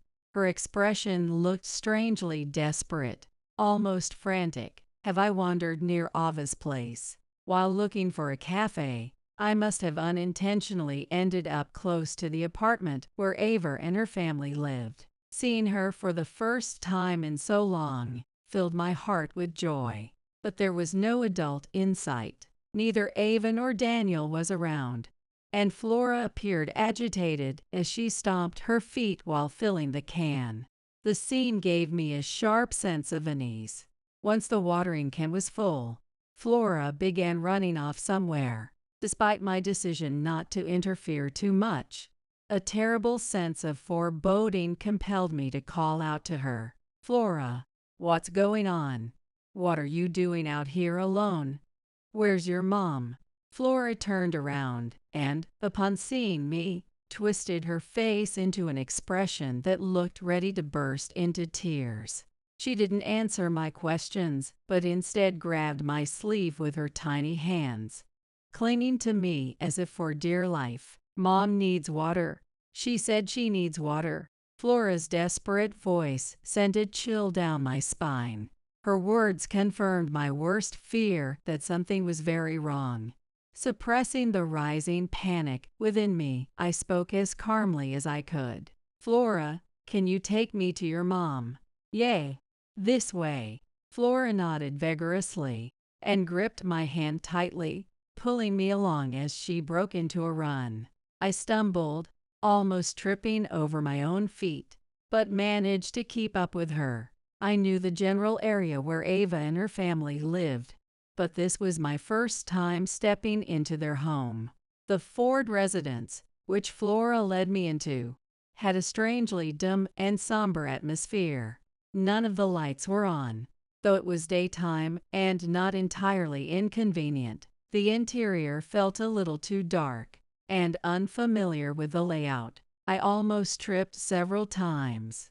To make matters worse, the room was stiflingly hot. It felt as though no ventilation had been done for days, the air thick and heavy, hotter even than outside. Despite the growing discomfort and sense of unease, I had no time to dwell on it. The moment I stepped into the room Flora had led me to, I let out an involuntary scream at the sight that greeted me. "Ava!" "What happened, Ava?" There she was. Ava, collapsed on the floor. I rushed to her side in a panic and found her drenched from head to toe. It didn't take long to realize what had happened. Flora must have tried to help her suffering mother by pouring cold water on her. It made sense. Ava's body radiated an alarming heat when I touched her. She was burning up, unconscious, unresponsive to my frantic shaking, and her breathing was faint. "What in the world happened to you?" This was a life-threatening emergency. Fighting the urge to completely lose my composure, I immediately grabbed my phone and called for an ambulance. "Please help. This is an emergency. The address is." I gave the operator the apartment name and room number and followed their instructions as best I could to stabilize Ava's condition until help arrived. When I described the situation, they suspected heat stroke and advised cooling her body down. I quickly ran to the freezer to find something cold. But what? There was nothing inside. Not a single item in the freezer. Worse, the refrigerator wasn't emitting any cold air at all. A chilling realization struck me, and I flipped the light switch on the wall. Nothing. The switch made a clicking sound, but no light turned on. Recalling Flora's earlier actions, I twisted the faucet handle as a last resort. Nothing came out. No water. Both electricity and water had been cut off. I was at a complete loss. Nothing made sense. "Flora, why couldn't Mom drink any water? Where is Dad?" I tried to make sense of the situation amidst my confusion, asking Flora for more details. Clinging to Ava and sobbing uncontrollably, Flora managed to explain between hiccups. "Mom and I couldn't leave. We were stuck here the whole time. When Mom collapsed, I broke the door, and that's how I got out." What? In other words, Flora and Ava had been trapped inside this room, unable to access electricity or water. Recently, the weather had been unbearably hot, while the evenings might have been cooler. The daytime heat inside a sealed room without ventilation must have been like an oven. Why were they subjected to such a situation? Who could have cut off the electricity and water, leaving them confined like this? A suspect came to mind, but the thought was too dreadful to accept. It's okay, Flora. Mom would never leave you. The ambulance will be here soon. Everything's going to be fine. I stroked Flora's back as she cried louder, trying to reassure her, though my own heart was heavy with worry. Shortly afterward, the ambulance arrived, and Ava was rushed to a nearby hospital. The doctor explained that Ava was severely weakened and had developed heat stroke, leaving her in critical condition. Thanks to prompt medical intervention, her life was saved. But the doctor mentioned that even a slight delay could have been fatal. Sebastian, whom I had contacted, closed the children's cafeteria early and came rushing to the hospital. Is Avi okay? Sebastian stormed into the hospital with a look on his face I had never seen before. His overwhelming anger made him confront me with such force that I had to gently calm him down, rubbing his back to ease his tension. She's stable for now. Her life is no longer in danger, but it's uncertain when she'll wake up. I see. Sebastian exhaled deeply, a mixture of relief and frustration evident as he bit his lip in anger. Flora, exhausted from crying, had fallen asleep next to Ava's hospital bed. Sebastian, seeing the two of them, reacted with uncharacteristic intensity. He whipped out his smartphone with a fury that contrasted starkly with his usual calm demeanor. What the hell is Daniel doing? Isn't the electricity and water contract under his name? I'll get to the bottom of this right now. I watched Sebastian's anger boil over, my own expression tense. Indeed, all the Ford family's utilities and housing contracts were in Daniel's name, unless there was some kind of financial issue. Only Daniel could have had the authority to cut off their electricity and water. Sebastian spent the next several minutes pacing the hospital room, his phone pressed to his ear. But no matter how many times he called, Daniel didn't pick up. That bastard won't answer at all. Maybe you could try contacting his workplace. He might still be at work at this hour. You're right. I'll do that now. Sebastian nodded at my suggestion and contacted Daniel's company. This time, someone picked up after just 3 rings. Lowering his voice to avoid waking Flora, Sebastian also put the call on speaker so I could follow the conversation. I'm a family member of Daniel Ford, the president. His wife has collapsed, and I need to speak with him immediately. The employee on the other end responded that the president was currently overseas and could not be reached. What? What do you mean? Both Sebastian and I instinctively raised our voices in frustration. However, knowing that Daniel's job involves international trade, I tried to rationalize the situation. I told myself that his busy schedule and responsibilities might have coincided with this crisis by pure chance, even as the unsettling feeling in my chest grew harder to ignore. Just then, Sebastian's phone rang. The caller ID showed that it was Daniel. It seemed the employee had managed to get in touch with him and explain the urgency of the situation. Sebastian, it's been a while. Daniel's usual cheerful tone came through the speaker as Sebastian answered. A voice that once seemed nothing but kind now felt chillingly eerie. Clearly, Daniel was unaware of the current circumstances. Sebastian seemed to think so as well, his voice strained and desperate as he spoke. Daniel, Ava has collapsed, and the electricity and water at home have been shut off. Please, come back immediately and explain what's going on. But Daniel's response was unnervingly calm, almost robotic. About that, I still have about a week's worth of scheduled work left, so I can't return right now. What? Sebastian's shocked voice echoed in the quiet hospital room. Neither of us could comprehend what Daniel was saying. Perhaps we didn't want to. Despite being informed that his wife had collapsed, Daniel showed no sign of surprise or concern, choosing instead to prioritize his work. As I sat there, speechless, Sebastian exploded in fury. "What the hell are you saying?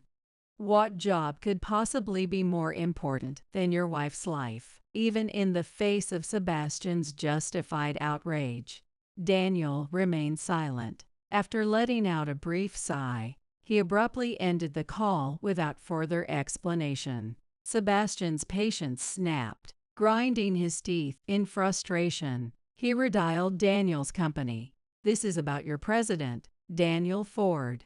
Is he handling some kind of critical task that no one else can take over? What's so important that he can't leave?" It seemed that the same employee who had previously answered Sebastian's call was now responding to his almost aggressive questioning. With a sigh, the employee seemed to sense something and explained that there was no urgent work involved, but that Daniel was out with a female colleague. "Well, that's the situation," the employee stated without a hint of remorse. The meaning of those words was clear, even without much thought. Sebastian fell silent, seemingly at a loss for words. After apologizing, he ended the call, exhaling deeply and hanging his head in frustration. I too was left in a daze, feeling betrayed, and muttered, "I can't believe it. I never thought Daniel was that kind of person." A heavy silence filled the room. Fortunately, Flora, who had been sound asleep despite all the shouting, had not woken up. A few days later, we received a call from the hospital, informing us that Ava had regained consciousness. I couldn't let Flora return to the apartment alone, so she stayed with us during that time. Today, we closed the cafeteria early and headed to the hospital with Flora. "Mom, I'm so glad to see you're okay." Ava looked quite weak, but she managed to sit up in bed and hugged Flora tightly as she jumped into her arms. Flora, who had been holding everything in, began crying loudly. "Mom, Dad, thank you. I heard most of it from the nurses. I know about Flora and the ambulance. Thank you so much. It's the least we could do, but you should be more concerned about yourself. You were really in danger." I was moved, almost in tears myself, watching Flora reunited with her mother after all they had been through. Sebastian, too, had a soft expression, relieved at last. While Flora had been staying with us, she had continued helping at the cafeteria just as before. Though she tried to act strong, I knew she must have been filled with worry. Thinking about the person who had trapped Ava and Flora like this, I felt a surge of anger rising within me. "Ava, can you tell me exactly what happened?" I couldn't forgive the person who had put them through such an ordeal. Suppressing my anger, I asked, and Ava lowered her gaze, looking uncomfortable. However, she soon lifted her head and met my eyes with a determined look. Gradually, she began to explain the situation to me. "It was 3 days ago when Mom found us locked in the room. There was just a little water and some snacks in there, so we managed to survive on that, but I mostly gave it all to Flora. And then, this happened. The bedroom they had been trapped in had no windows, and escaping was impossible. Ava must have endured hunger and physical discomfort with a sense of hopelessness." I bit my lip, urging her to continue. "So it was Daniel who locked you in, wasn't it?" "Yes, it was." Ava nodded weakly. It seemed that they had not been getting along lately, just like our impression of him. Ava had believed Daniel to be a good person, but at some point, he changed. Ava hadn't known if he had always been that way, but she had started noticing his darker side over time. Daniel's always been away on business trips, never home. When he did come back, It was always in the middle of the night. At first, I thought we were just missing each other, but then he told me to stop visiting my parents. He even threatened to say I was going there to ask for money. I didn't want to burden mom and dad, so I stopped contacting them. But now I realize that he must have been hiding something he didn't want them to know. Now that I think about it, I remember Daniel accusing me of being over-involved. At the time, Ava hadn't been in touch with us much, so I called Daniel directly. But by then, he must have already told her to stop contacting her family. Ava had been lying about being busy to avoid troubling us. His words about me being over-involved might have been meant to push me away. This kept happening, and when I found out that Daniel's company was on the verge of going under, plus the feeling that there was another woman, I thought I should just get a divorce. But Daniel would never agree to that. So I tried to gather evidence to quietly push for a divorce.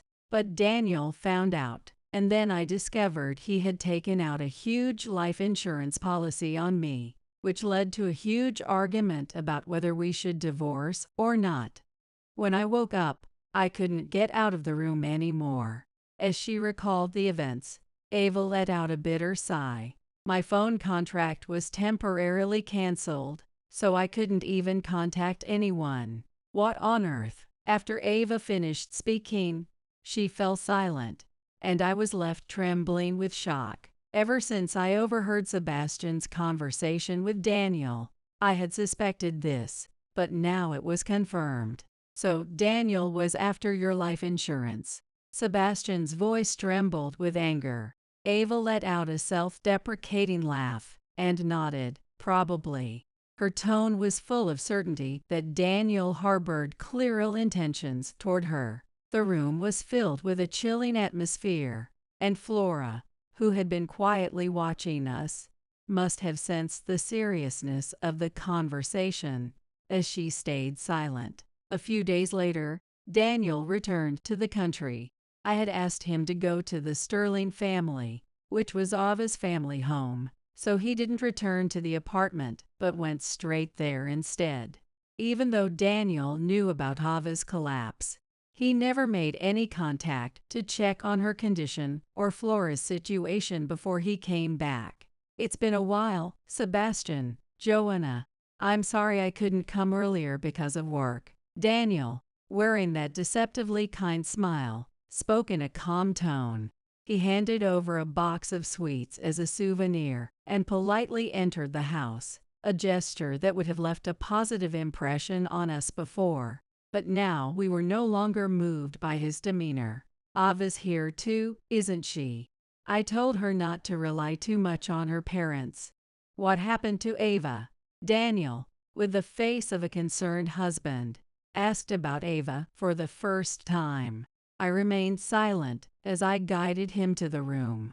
Then I glanced toward the shelf. There, I saw a photo of Ava in a frame, with a single flower placed beside it. For a brief moment, I caught a look of triumph on Daniel's face, as if his scheme had succeeded. No, it can't be. Ava, Daniel cried out in a sorrowful voice, stumbling toward the photo frame. He knelt beside it, covering his face with his hands and hanging his head. I didn't make it in time. I couldn't even be there for my wife's last moments. I'm so sorry. If only I had come home sooner. Sebastian and I watched in silence, but it wasn't out of sympathy. We were seething with anger at his exaggerated acting. It's going to be lonely, but there are a lot of procedures to take care of. I'll make sure to take good care of the things you left behind. With those words, Daniel shook his shoulders. But none of us were fooled. We knew he wasn't crying. In his mind, he was probably already planning how to use Ava's life insurance money. I couldn't take it any longer. Staring down at Daniel, who was collapsed on the floor, I asked coldly, Daniel, you've been talking about Ava this whole time, but don't you care about Flora? Daniel quickly lifted his head in a panic, then hastily replied, That can't be. Flora is okay. Who could have done such a thing? Realizing that Flora wasn't present, he began to look around the room. Since the apartment had no electricity or water, he must have known that if Flora were here, she'd be staying in this house. But then the moment came when Daniel's joy and schemes were exposed. That's quite a bold thing to say. The door to the room opened, and Ava appeared from the next room. Flora clung to Ava's feet, glaring at Daniel with hostility. Ava, what's going on? Why are you here? Daniel screamed in surprise and collapsed, his knees giving way. He had no idea about the outcome of his plans. He hadn't realized that everything had been exposed, and that nothing was going the way he had hoped. His time spent carelessly enjoying himself overseas had kept him oblivious to it all. It seemed that Daniel had convinced himself that Ava was dead. Sweat poured down his face as he called out to Ava in a trembling voice, but her response no longer had any regard for her husband. You're the one who misunderstood, weren't you? Unfortunately, I'm perfectly fine, and so is Flora. With that, Ava shoved her smartphone screen toward Daniel. What was displayed on it were several files from a voice recording app. In front of a visibly shocked Daniel, Ava began playing the recordings. Through the crackling sound, the voices of Ava and Daniel could be heard arguing fiercely. Among them were recordings from the day before Ava and Flora were locked in the room, as well as audio of what seemed to be regular verbal abuse and violence. Daniel's face turned pale. Do you know what this is? That's, when did you? Don't think you can get away with this. I'll sue you. Go ahead and try. I'm planning to sue you for putting my life in danger, all for the sake of the insurance money. Daniel's previously pleasant demeanor shifted drastically, and he shouted at Ava with malice. But Ava didn't back down. Sebastian also intervened, as if to support Ava. There's no escape. The police have already been called, with the audio recordings documenting regular violence, and Ava as a witness to being maliciously locked in the room. It would be easy to trace that only Daniel could have cut off the electricity and water. It seemed that Daniel had finally realized the gravity of his situation. His face contorted in panic as he clung to Ava. No, wait, Ava, it couldn't be helped. My company's business is in jeopardy. If I didn't have money, you and I would end up on the streets. If that happened, we'd lose even our homes. We'd face days worse than death. So it's fine that you try to kill me, right? Don't make me laugh. Ava dismissed Daniel's desperate pleas with a scoff. By the way, Daniel, you knew your company was in trouble. Yet you abandoned work and went overseas with a female employee to have fun. You knew about that too. As Ava pointed out that Daniel had gone overseas with a female employee under the guise of work, his face turned to one of shock and despair. This was information that could easily be uncovered by asking other employees. There was nowhere left for Daniel to run. Stop mocking me. I know exactly what kind of person you are now. You'll pay for what you've done. With those words, Ava dismissed Daniel, and he seemed to lose the ability to speak. With his resolve shattered, he knelt down, and Flora stuck out her tongue at him with a bleat. When the police arrived, Daniel was arrested. It seemed that the irrefutable evidence Ava held had drained him of any will to resist. As he was taken away by the police, he didn't say a word. After that, Ava and Daniel's divorce was finalized. Of course, Daniel's actions toward Ava were deemed malicious, and he was held accountable for his crimes. It was later discovered that Daniel's company, which had been struggling, was burdened with a huge amount of debt. He had planned to use Ava's life insurance to pay off the debt. The company's president was arrested, and with no way to manage the mounting debt, His company went bankrupt. Welcome. Have you decided on the menu? Flora's bright voice echoed through the now peaceful children cafeteria. She was holding a notepad she had bought herself for helping out, stretching up as she worked hard to serve customers. Since then, Ava and Flora had returned to the Sterling family home. Flora, who had been quite popular, was welcomed back with joy by many of the regulars and children. Children cafeteria was busier than before, and Flora happily helped out every day. Her presence had become so natural that she could almost be considered one of the employees. We should probably make Flora her own uniform soon. That sounds good. I'll go ahead and order it. As we talked while looking at the scene in the cafe from the kitchen, Flora quickly approached us. She read from her notepad, beaming with a big smile. Grandma, I took an order. Thank you. Now could you deliver a drink to Mom, who's working hard? Yep. Leave it to me. She took the coffee on the tray with a determined look on her face. Ava, who was helping out at the cafe, also renovated an adjacent empty room and started a tutoring service for elementary school students. After school, children could come here to study or enjoy a delicious meal. This place was bound to be used by many more people in the future. Well then, I'll start making the omelet rice you ordered.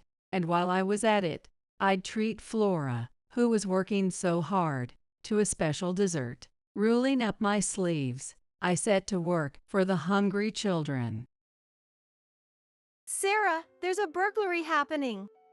John, my father, shouted in a panic, not realizing that David and Jessica were in the middle of an intimate moment in the basement. He had mistaken their passionate encounter for a break-in and locked the two of them in the room. As John frantically reached for the phone to call the police, I quickly intervened and revealed the shocking truth to him. Upon learning the reality of the situation, John's body trembled with rage, and he decided to summon Michael and the entire family to the basement. I couldn't forgive those two for betraying me. I was determined to make them experience hell. Driven by years of pent-up resentment, I was ready to unleash my wrath upon the unsuspecting couple. My name is Sarah, and I'm a 29-year-old who just got engaged last month. My fiancé, David, was my high school classmate.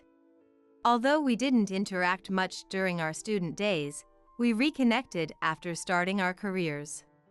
David had joined the workforce before I graduated from college, and he became my mentor at the company, guiding me through my new role.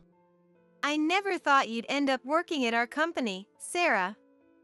You were a top student with a knack for science, so I assumed you'd pursue a career in that field. I had no idea you were interested in publishing, he said. David was incredibly attentive and dedicated to his work. He patiently taught me the ropes and always had my back whenever I made mistakes. Despite being the same age, he felt like a reliable senior colleague, and I couldn't help but admire his dependability. David, you've really changed. Back in high school, you were more timid and unreliable. But now, you're completely different. You're so dependable that it's hard to believe we're the same age, I remarked.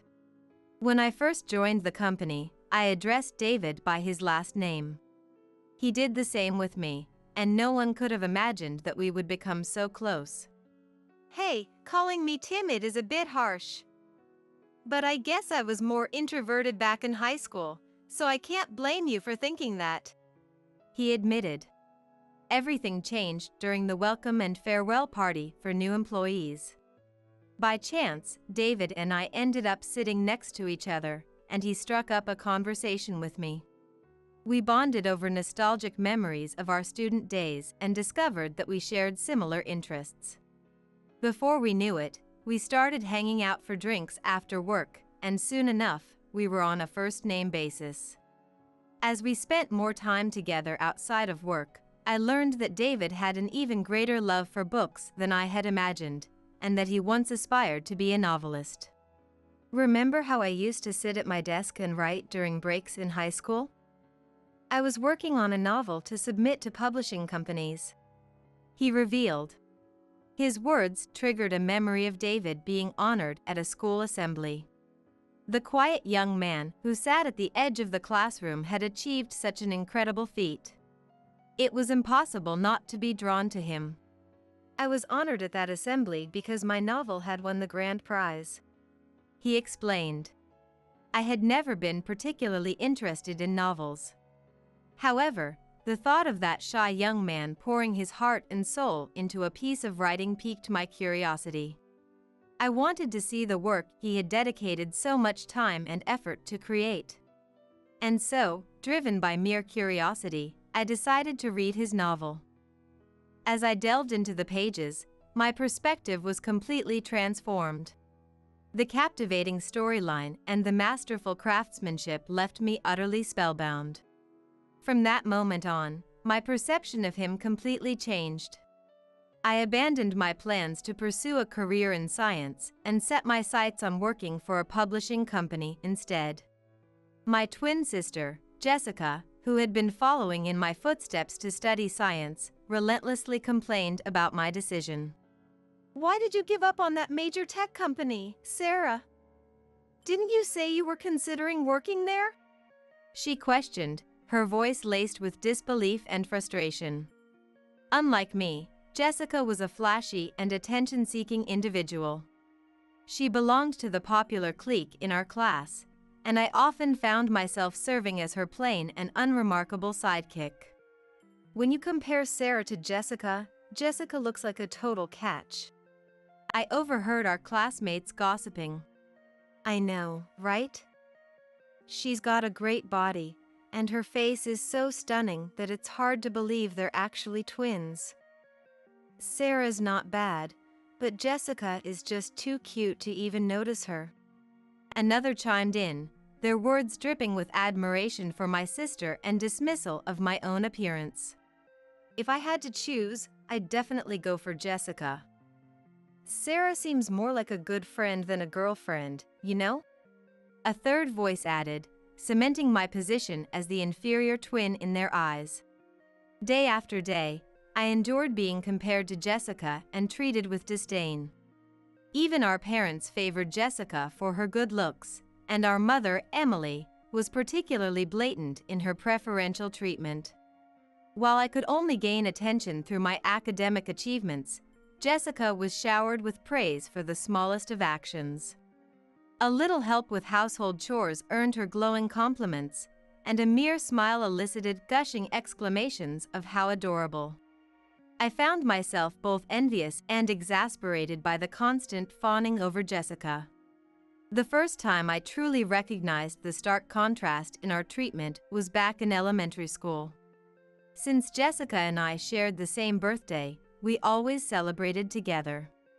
Everyone would rush to congratulate Jessica, while my own birthday wishes always came as an afterthought. Emily was especially cruel in this regard. Happy birthday, Jessica! Oh, and you too, Sarah. You should try harder in your studies, she would say, her words devoid of any genuine warmth towards me.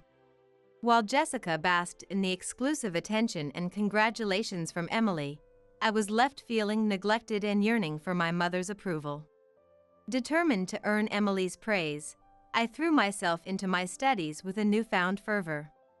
Miraculously, I managed to achieve a perfect score on a test, a feat that filled me with pride and hope.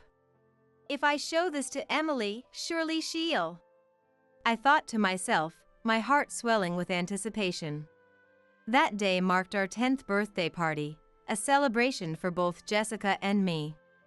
I figured that if I showed Emily my test results before the party began, I might finally receive the congratulations I so desperately craved before Jessica could steal the spotlight once again.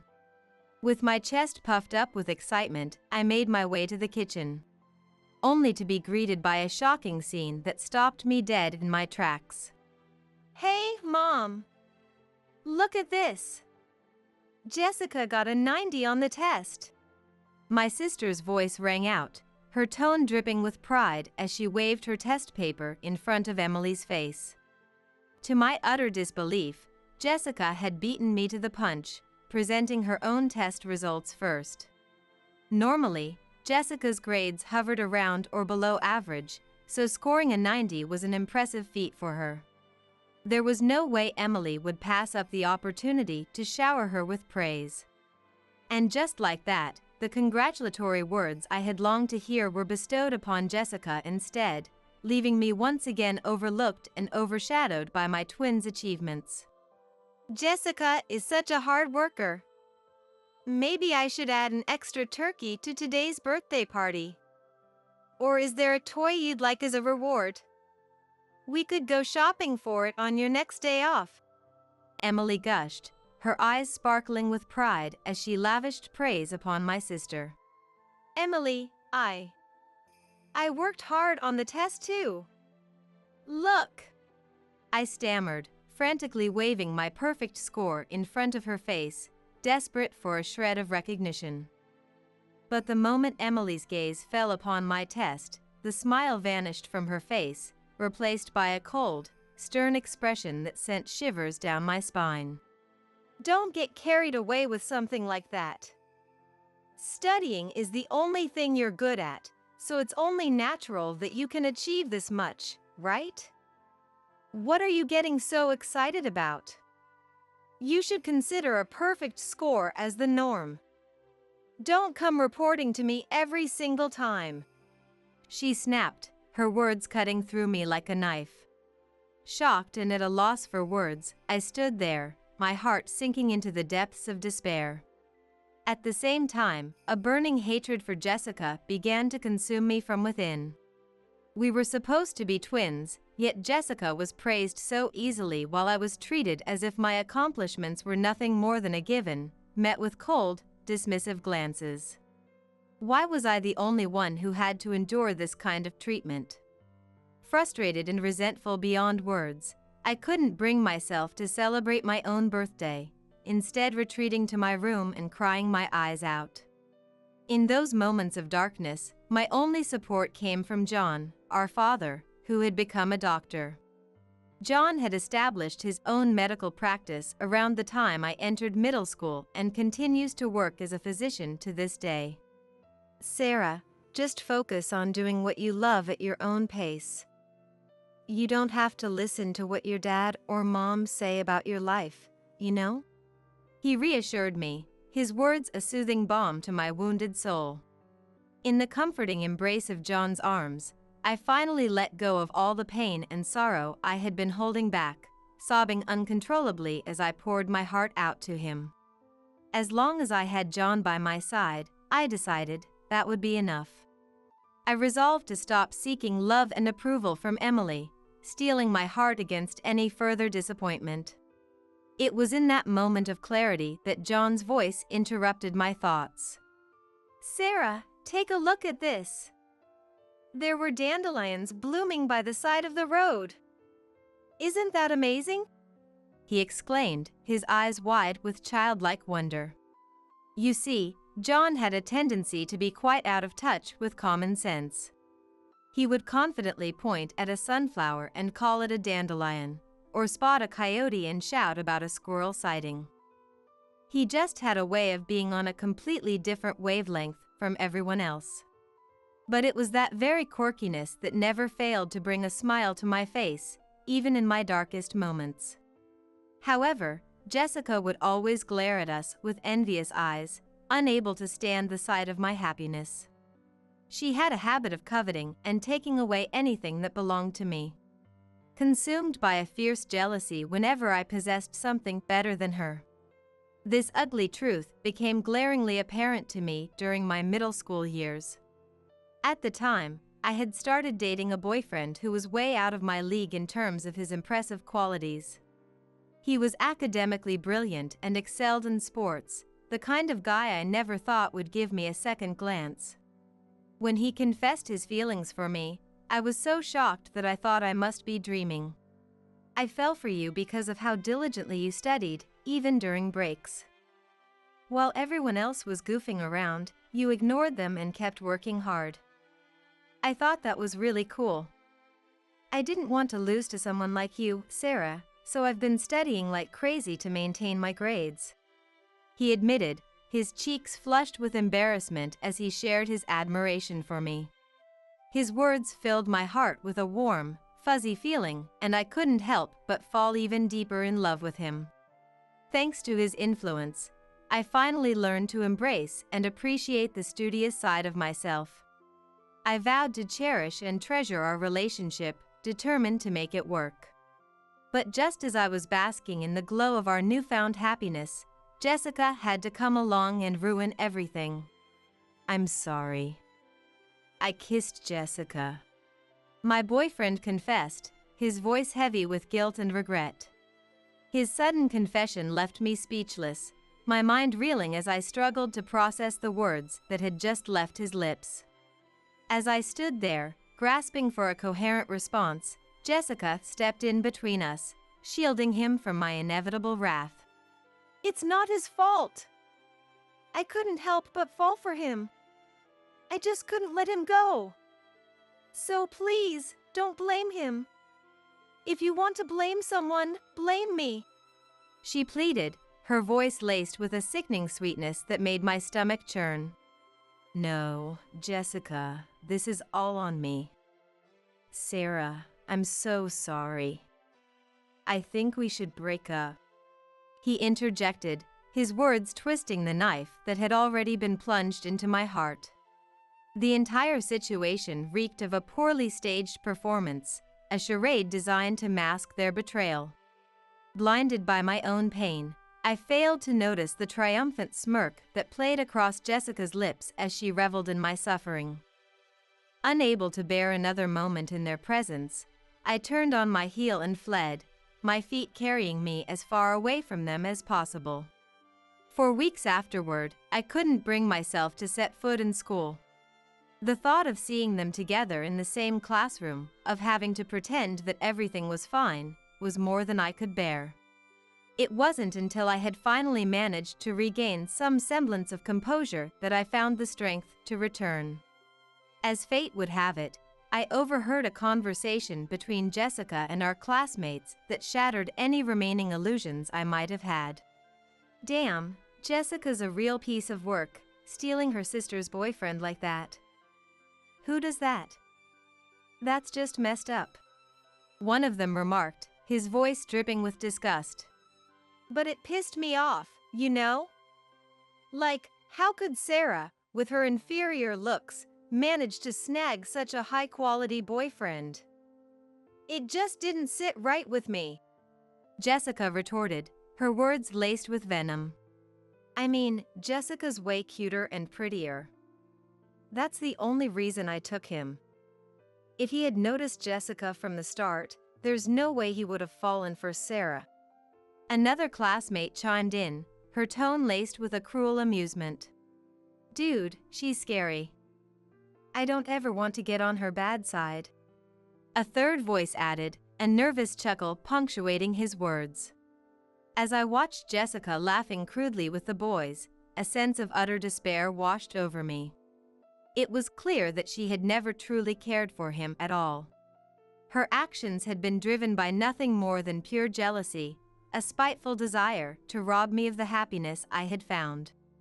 I tried to tell my ex-boyfriend the truth, to make him see the kind of person Jessica really was. But he refused to listen, instead choosing to confront Jessica with my accusations. From that moment on, until the day I graduated middle school, I found myself the target of Jessica's relentless bullying and harassment. I had hoped that graduation would finally grant me the freedom I so desperately craved. But just as I was beginning to allow myself to dream of a brighter future, a new wave of despair came crashing down upon me. Jessica, it seemed, had decided to enroll in the same high school as me. Despite her initial plans to attend a different school, she had somehow caught wind of my choice and, like a malevolent shadow, had followed me there. My ex-boyfriend, who had chosen to attend a different high school, had outlived his usefulness and been promptly discarded by Jessica. From that point on, I resigned myself to a life of mediocrity, going through the motions day after day with no real sense of purpose or drive. It wasn't until I witnessed David's unwavering dedication and passion that something began to stir within me once more. Thanks to his influence, I found the courage to pursue my dreams, and to my amazement, I was offered a position at the publishing company I had always aspired to work for. Emily was furious when she learned that I had changed my career path without her consent, but John's intervention saved me from being thrown out of the house altogether. As my savings grew and my relationship with David blossomed, I finally felt ready to break free from Jessica's toxic influence once and for all. With David by my side, I took the leap and started a new chapter in my life, moving out on my own and leaving the past behind me. And so, after 5 years of being together, David and I decided to get engaged. When I introduced him to my parents to seek their blessing, their response was even more enthusiastic than I had anticipated. Emily, in particular, took an immediate liking to David, and the two of them engaged in lively conversation, their laughter filling the house with a warmth that had been absent for far too long. As they chatted away merrily, Jessica sat in the corner, her eyes narrowed in jealousy as she watched the joyful scene unfold before her. From that day forward, David became a frequent visitor to our home. My parents grew to love him like a true son, and he was even invited to join our extended family gatherings for Christmas. Why don't we invite David's parents and relatives too? My dad and mom love having a big, lively crowd around, so I'm sure they'd be thrilled, John suggested, his eyes twinkling with excitement. My paternal grandmother, who had been running a restaurant, had recently announced that she would be closing down the business that winter. As a final hurrah, the entire family had planned to come together for one last celebration, a Christmas party that would double as a tribute to my grandparents and all they had accomplished. Initially, David's parents had been hesitant to join, not wanting to impose, but with a little encouragement from my grandparents, they eventually agreed to come along. With David's relatives also in attendance, that year's Christmas party was a grand affair, filled with more people than ever before. Do you think we have enough drinks? If we run out, I can always make a quick run to the store. Just make sure to tell David and the others not to hold back, okay? Emily fretted, her brow furrowed with concern. It's all right, Emily. I heard some of David's relatives are bringing plenty of their own drinks, so there's no need to worry, I reassured her, placing a comforting hand on her shoulder. Having only ever had serious conversations with Emily about my studies, I found myself feeling nervous at the prospect of engaging in casual chatter with her. But as my relationship with David deepened, Emily began to take a more active interest in my life, and we found ourselves talking more and more. It was through these conversations that I discovered just how much of a worrier Emily truly was. Despite having meticulously planned every detail in advance, she would still find herself fretting and fussing on the day of the event, her nerves getting the better of her. Seeing this unexpected side of her helped to ease some of the tension I had always felt in her presence. On the day of the party, Emily was her usual restless self, bustling about as she made last-minute preparations. As I worked alongside her, she suddenly paused and smiled wistfully. Come to think of it, you were always right there by my side, worrying about me, she mused, her voice tinged with nostalgia. What? I asked, caught off guard by her sudden declaration. As I stood there, stunned by her words, Emily's expression shifted to one of bittersweet sadness as she began to recount tales from our past. Even though I scolded you every day, you never let it get you down. You'd always come to me and ask, Mom, is there anything I can help with, while Jessica was off playing somewhere? She reminisced, her eyes distant as she lost herself in the memories. You spent more time by my side than you did playing. I realized then that I was making you worry about me. I knew I was being cold to you, Sarah. I knew I was doing a terrible thing," she confessed, her voice heavy with regret. As Emily spoke, abruptly pouring her heart out to me while preparing the steaks, I listened in silence, absorbing every word. At first, I was strict with Jessica. She was the older sister, but she was always taking things from you, wasn't she? Your birthday presents, your snacks, anything she could get her hands on. I couldn't let her keep doing that to you," she explained, her eyes filling with a fierce protectiveness. "There was a time when I was really hard on her. But the harsher I was with Jessica, the worse she treated you," she revealed, her voice trembling with emotion. Her words hit me like a bombshell. As I thought back, I remembered how, in the beginning, Emily would fix Jessica with a stern glare whenever she stole one of my toys. There were even a few times when she scolded her right in front of me. But then, at some point, it all stopped abruptly, and before I knew it, I had become the target of Emily's ire. Instead of trying to reason with the disobedient Jessica, Emily had chosen to restrain me, to keep me out of harm's way. She had taken advantage of my docile nature, she admitted, her voice heavy with pain and regret. "I'm sorry, Sarah. I've been a terrible mother, putting you through so much pain and suffering," Emily whispered, her voice heavy with regret and sincerity. As I listened to her explanation and heard her apology for the first time, tears welled up in my eyes, threatening to spill over at any moment. Seeing my emotional state, Emily paused in her work and asked me to wait for a moment before disappearing into our grandmother's room. When she returned, she held something in her hands, presenting it to me with a tenderness that caught me off guard. As my gaze fell upon the item she held, the tears I had been holding back burst forth, streaming down my face as I struggled to comprehend the reality before me. "This is the first perfect score you ever got on a test, back when you were in elementary school. Do you remember? You went out of your way to show it to me on your birthday. I was so proud of you then, even if I didn't show it," Emily revealed, her voice trembling with emotion. "You had never tried to seek praise or attention before, but that day, you took the initiative to express yourself. This test is a precious treasure to me," she continued, clutching the paper to her chest as tears gathered in her own eyes. Keeping it at home risked Jessica discovering and potentially destroying it. So Emily had entrusted our grandparents with safeguarding this precious memento.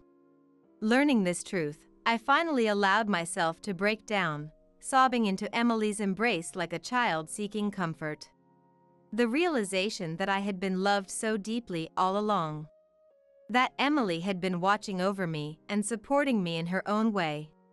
And the struggles she had faced as a mother, it all came crashing down on me in that moment. I felt a profound sense of gratitude for having the opportunity to hear Emily's true feelings before embarking on my own marriage. With the air cleared between us, I thought the Christmas party would conclude without any further incidents. As the festivities wound down and the guests began to succumb to the effects of alcohol, I noticed Jessica slipping out of the banquet hall, trailing after David, who had excused himself to use the restroom. A sense of unease settled in the pit of my stomach, urging me to follow them, but before I could make a move, Michael called out to me, inviting me to join him for a drink. Unable to refuse his request, I found myself trapped, forced to spend some time indulging in beer with Michael and his companions. After a while, I seized the opportunity to escape when Michael and the others got up to refill their glasses, making my way out of the banquet hall in search of David and Jessica. To my surprise, despite supposedly heading to the restroom, there was no sign of them on the first floor. The third floor housed our grandparents' private residence, and the door was securely locked.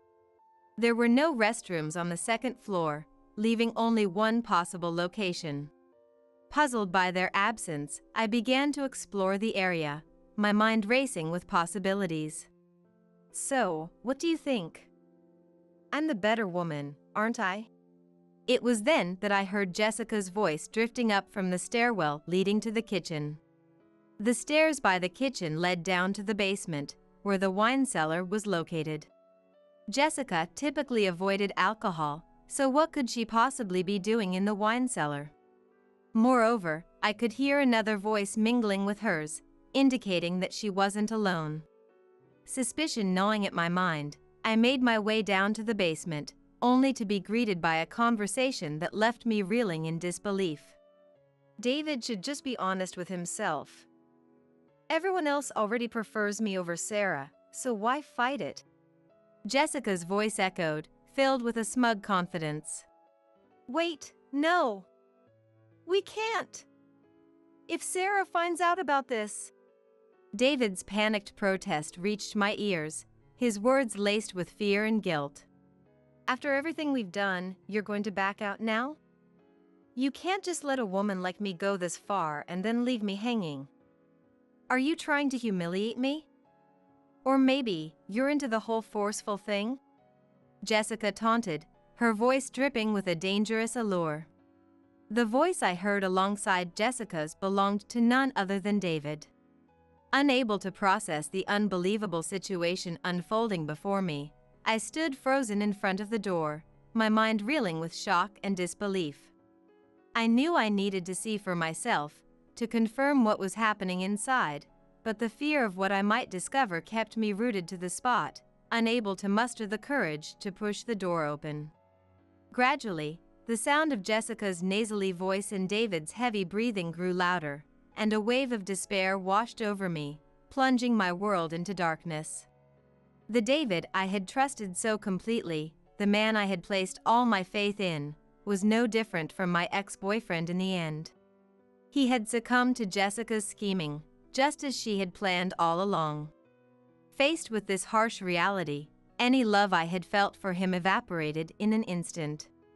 In the end, David is just like the rest of them. I muttered to myself, a hollow smile playing across my lips as I sank to the ground, my legs no longer able to support my weight. I had truly believed that David loved me unconditionally, that his devotion to me was unshakable, but here he was, so easily ensnared by Jessica's charms. It was pathetic, really, and I couldn't help but laugh at the absurdity of it all. It seemed that no matter who they were, the moment Jessica entered the picture, men were helpless to resist her allure. No one truly cared about me, no one valued me for who I was. With that realization, a single tear slipped down my cheek, a stark contrast to the empty smile that still lingered on my face. Steeling my resolve, I slowly pushed the door open, confirming with my own eyes the scene I had already imagined in my mind. The two of them were so lost in their passionate embrace that they failed to notice my presence, their bodies tangled together in a sickening display of betrayal. Fighting back the bile that rose in my throat, I reached for my phone with trembling hands. Aiming the camera in their direction, I captured the damning evidence of their affair, recording every moment of their betrayal before fleeing the scene and locking myself in the nearest restroom. As I struggled to keep my composure, I silently congratulated myself for having the foresight to gather proof, my mind already racing with thoughts of what to do next. It was then that John emerged from the direction of the basement, his face etched with panic as he rushed towards me. "Sarah, there's a burglary happening!" he exclaimed, grabbing me by the shoulders as he blurted out his shocking revelation. Utterly baffled by his sudden outburst, I tried to calm him down and make sense of the situation, prompting him to explain further. "Emily said she wanted some wine, so she asked me to fetch a bottle from the wine cellar. I remembered we had some vintage wine stored down there. But when I went to the basement just now, I heard some strange noises." He rambled, his words tumbling out in a frantic rush. "Our restaurant is closed, so I thought it must be a burglar who snuck in to steal our wine. thinking no one would be around. I locked the door from the outside to trap them inside, so let's call the police. I'll go tell Emily and the others. John continued, his voice rising with each word. In his panicked state, John had failed to realize that the burglars he had trapped in the basement were none other than David and Jessica. But for me, this turn of events worked in my favor. Knowing that the two of them were now trapped and unable to easily escape, I stopped John from calling the police and instead filled him in on what I had just witnessed. Together, we returned to the banquet hall to share this shocking revelation with the rest of the family. An hour later, as David and Jessica finally finished their sordid affair and attempted to leave the basement, they found themselves faced with an unexpected obstacle. What the? The door won't open. Jessica muttered, her brow furrowing in confusion. What? David replied, his voice laced with a growing sense of unease. Realizing that they had been locked inside, the two of them began to panic, their voices rising in a frantic cacophony of fear and desperation. Seizing the moment, I flung the door open with a force that startled them both, my eyes blazing with a fury that could no longer be contained. David, what the hell do you think you're doing? As the two of them emerged from the wine cellar, they were greeted by the sight of Michael and the rest of the family, all glaring at them with a mixture of shock and disgust. Dad? What are you doing here? Jessica stammered, her face draining of color as she took in the sea of angry faces before her. Don't give me that bullshit. What the hell were you doing in there?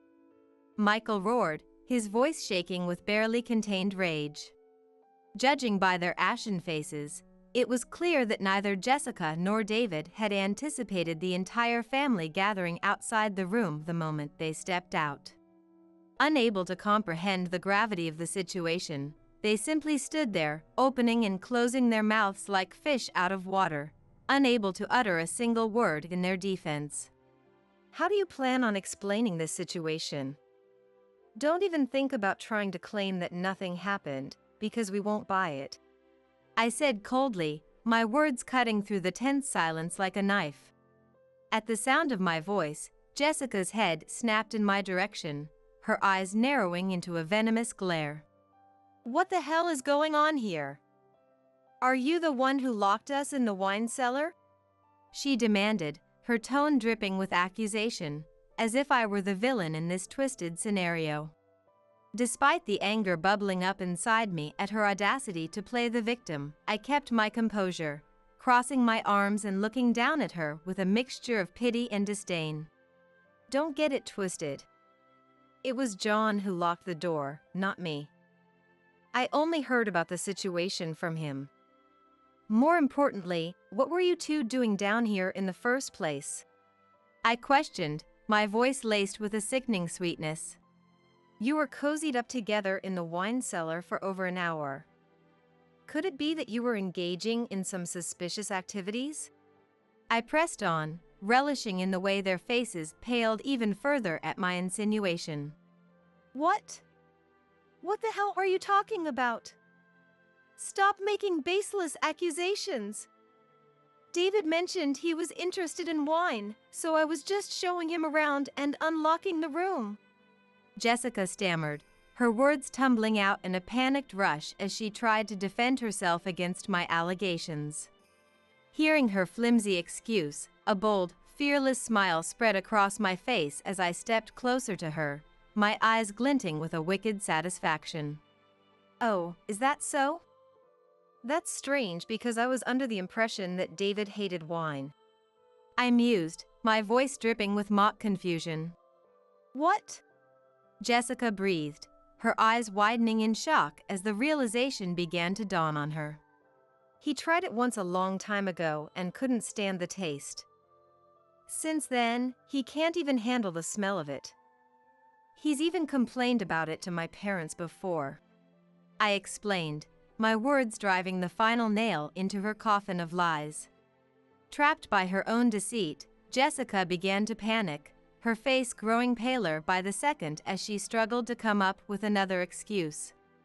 Beside her, David was visibly sweating, his brow furrowed in concentration as he desperately tried to think of a way to talk his way out of this mess.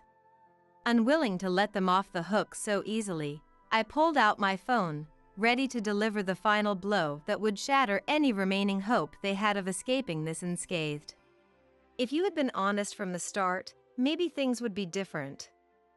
But since you're so determined to lie your way out of this, I guess I have no choice.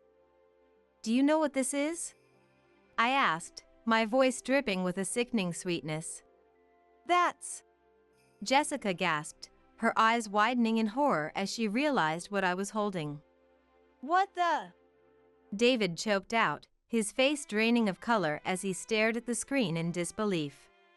There, playing on my phone, was a video of the two of them engaged in their earlier tryst. Their passionate moans and cries of ecstasy filling the air as their faces were clearly visible in the footage. Faced with irrefutable evidence of their betrayal, the two of them completely lost their composure, descending into a full-blown panic. Reveling in their misery, I couldn't help but laugh at their pathetic display, my words dripping with a mocking provocation. I thought you said you were just showing him the wine. What exactly is going on here? I'm just a dumb girl, so I don't really understand. Hey, big sis, care to enlighten me? What were you two doing down here? I asked, my voice laced with a sickening sweetness. No, it's not what it looks like. David forced me into it.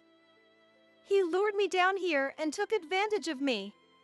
Jessica blurted out, quickly turning on David and painting him as the sole perpetrator now that she realized there was no way to deny what had happened. David, caught off guard by her sudden betrayal, opened his mouth to defend himself. And soon the two of them were engaged in a vicious back and forth, each trying to shift the blame onto the other. That's not true. When I went to use the restroom, Jessica followed me and dragged me down here. She kept saying that she's liked me long before Sarah did and started coming on to me. She even started taking her clothes off on her own.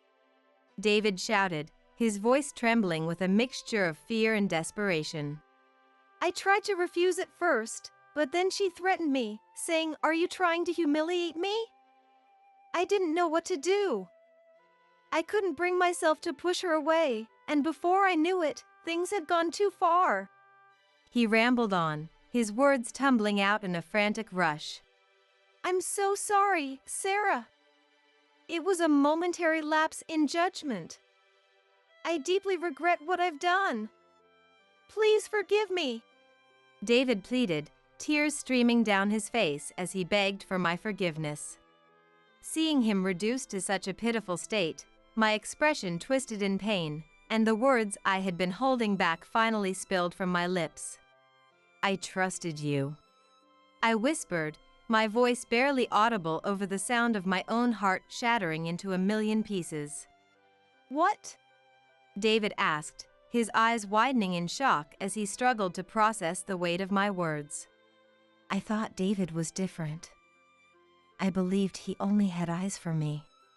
I whispered, my voice trembling with the weight of my shattered dreams. I'm so sorry, Sarah. This is all my fault. David mumbled, his head down in shame as he pressed his forehead against the ground, repeating his apologies over and over again, as if the mere act of groveling could somehow erase the pain he had caused.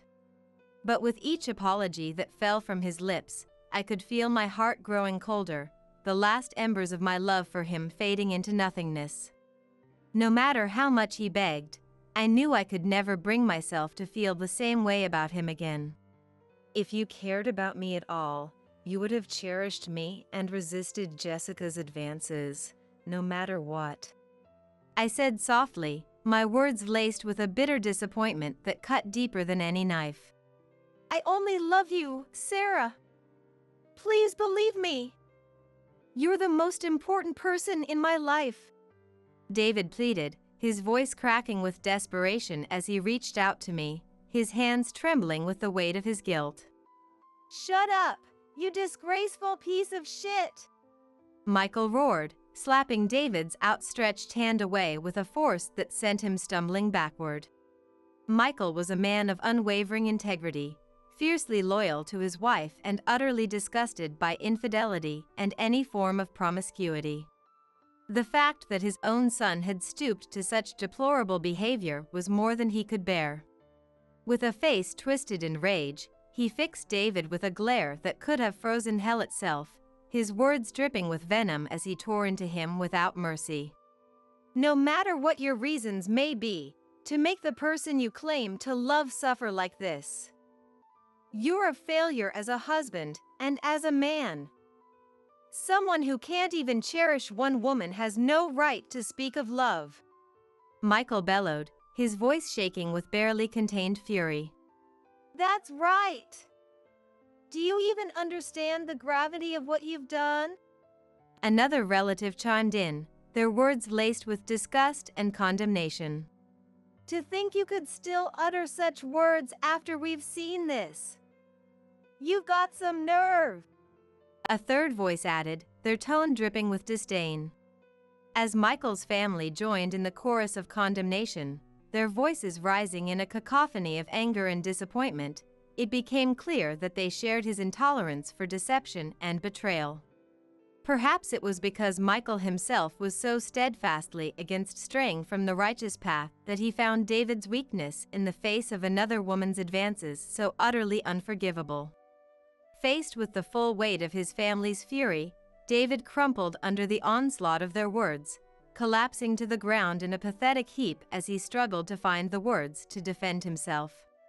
That's right. Even if I was the one who approached him, none of this would have happened if David had just firmly rejected me. Jessica interjected, her voice dripping with a sickening sweetness that made my stomach churn. The problem isn't that I made a move on him, but that he was too weak to refuse me. You should be reflecting on your own shortcomings, not blaming others. I was only trying to test the depth of your love for Sarah. She continued, her words so utterly divorced from reality that everyone present could only stare at her in disbelief, their eyes wide with shock at the sheer audacity of her claims. What the hell are you saying? I asked, my voice barely above a whisper as I struggled to wrap my mind around the utter nonsense spewing from her mouth. In response, Jessica reached out and grasped my hand, her eyes shining with a twisted sort of pride as she spoke, as if she truly believed she had been acting in my best interests all along. Sarah, I'm so sorry. If only I had realized sooner what a fickle man David was, I could have spared you this heartache. I never imagined he could be such a spineless, pathetic excuse for a human being. She cooed, her voice dripping with false sympathy that made my skin crawl. From now on, I'll be the one to find you a man truly worthy of your love. So promise me you won't fall for any more trash like him, okay? Just listen to what I say, and everything will be fine. She continued, her words so utterly delusional that I could feel my patience wearing thinner with each passing second. Just as I was about to open my mouth to put her in her place, a dull thud echoed through the wine cellar, the sound of flesh striking flesh with a force that left everyone stunned. Don't you dare pretend you were doing this for Sarah's sake. How dare you spout such utter bullshit? Emily roared, her hand still raised from the slap she had just delivered to Jessica's face. Jessica stood there, her mouth agape as she cradled her reddened cheek, too shocked by the sudden pain to utter a single word in her own defense. But Emily was far from finished, her eyes blazing with a fury that I had never seen before as she continued to tear into my sister without mercy. Acting for Sarah's benefit? Don't make me laugh. You've never done a single thing for her sake in your entire life. To think you could do something so despicable and still try to shift the blame onto others. She seethed, her words dripping with a venom that left Jessica trembling in the face of her wrath. No one is buying your lies anymore. I won't let you pull a stunt like this ever again. From now on, I'll be the one protecting Sarah. So do us all a favor and stay the hell away from her," Emily declared, her voice ringing with a fierce protectiveness that brought tears to my eyes. It was the first time I had ever seen her unleash such raw, unbridled anger on Jessica, the first time she had stood up for me so clearly and unequivocally. Overwhelmed by the sheer force of her love and the depth of her commitment to my well-being, I couldn't help but choke back a sob, my heart swelling with a gratitude that I had never known before. What do you mean? You're trying to act like a proper mother now after being so harsh on Sarah all this time? Just because the relatives are watching, you're putting on a good face. I'm the way I am because you pampered me, and I can't measure my worth any other way because you kept comparing me to Sarah. Stop acting like you're not at fault." Emily, shocked by these words, looked taken aback, and John stepped in front of Jessica to protect Emily. "You're right, we might have raised you the wrong way. But did Emily ever say it was okay for you to do this? Do you think Sarah would be happy seeing you act like this? Every time you get scolded, you use someone as a shield to escape getting hurt. You're just a coward, always running away, blaming others. Everything you're facing now is because of what you've sown." It was the first time John yelled at her, and Jessica, trembling in fear. I had never heard such a low, intimidating voice from John, who usually seemed out of touch with common sense. Even I was taken aback, and my tears stopped. "You've crossed a line that shouldn't be crossed as a human. You will be punished accordingly." "Punished?" Seeing John's serious expression, Jessica trembled, wondering what he would say. "From now on, we won't take care of you. You are banned from contacting any relatives. There is no one in this house to help you anymore. Live on your own. Never show your face again." "What?" Jessica was speechless at this unexpected statement. The relatives nodded in agreement with John's words. "I've already talked to everyone. You have no allies left. Pack your things and leave this house immediately." "No, wait. I have nowhere to go." "I don't care. If you're saying it's our fault for pampering you, then we'll treat you harshly from now on. So leave. Never come back to this house." "Wait. Please. Sarah, I'm sorry. I won't do this again. I'm reflecting on my actions. So please, convince Dad and Mom. Don't abandon me. We're the only twin sisters. I don't want such a sad farewell. Please, forgive me." Realizing the gravity of the situation, Jessica cried and apologized, desperately clinging to my sleeve.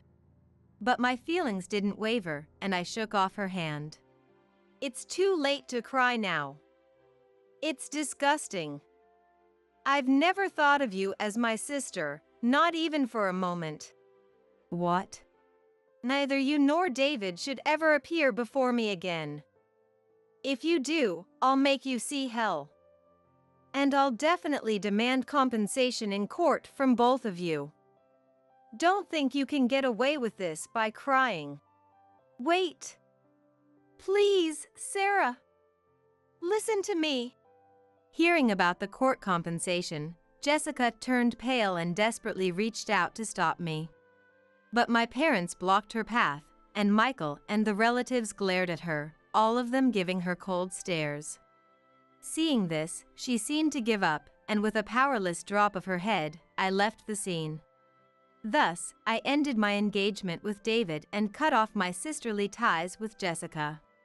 After that, I sued Jessica for compensation. As John declared, Jessica was disowned. She was also criticized by all the relatives, which must have taken a toll on her mentally. She didn't talk back. However, when it came time to actually kick her out, she seemed to realize the seriousness and kept begging for forgiveness in front of the house. But no one listened to Jessica's pleas, and the neighbors, disturbed by the noise, called the police. When Jessica heard the police sirens, she got scared and fled the house, seeking refuge at a friend's place. Learning about this, I decided to spread the incident among our classmates and acquaintances to further corner her. I gave her a taste of her own medicine. Consequently, those who knew the details stopped sheltering Jessica, labeled her as a person lacking compassion, and severed ties with her. Jessica is now reportedly living a poor life in the mountains of Dallas. David, too, faced cold stares from high school classmates and lost his friendships. Everyone treated him with caution, keeping their distance to avoid any trouble. Moreover, news of the broken engagement spread among his colleagues, making it awkward for him to continue working, so he quit his job in haste. Lacking any particular skills, he's now struggling to find a new job. However, I have no intention of forgiving him. I sued him for compensation, including the cancellation fee for the wedding venue I had booked, and with Michael's help, I now receive monthly payments into my account. Thus, I succeeded in clearing my ties with both of them. I left the apartment I was living in alone and returned to my parents' house, living happily with them. Hey, Sarah. How about this? I think it would look good on you. Mom, I'm already 30. Just because I couldn't wear it as a child, don't bring clothes with teddy bear patches. Rather, where did you even find that? I'm surprised they make such things for adults. Emily started filling in the lost time with me, and John smiled warmly as he watched us. Seeing the smiles of those two became my happiness. My name is Lily. I'm a 32-year-old working mother.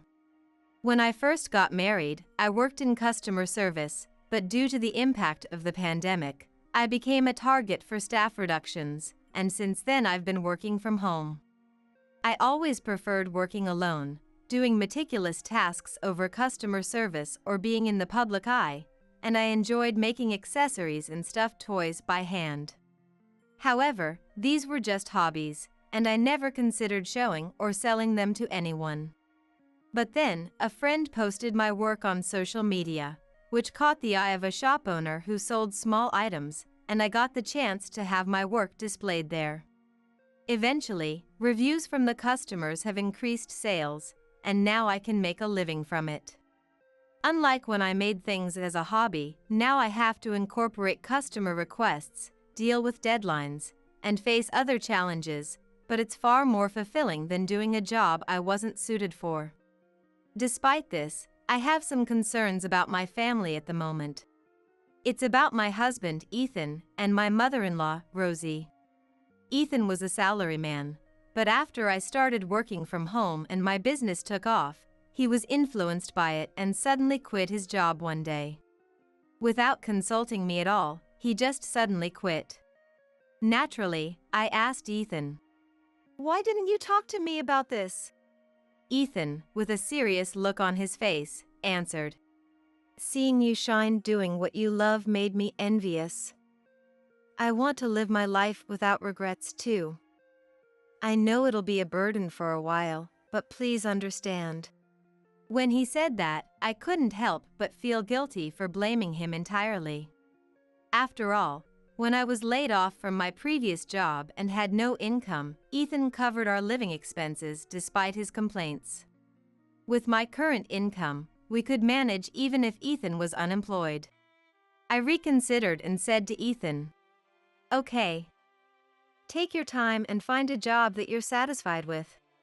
Showing understanding and encouragement.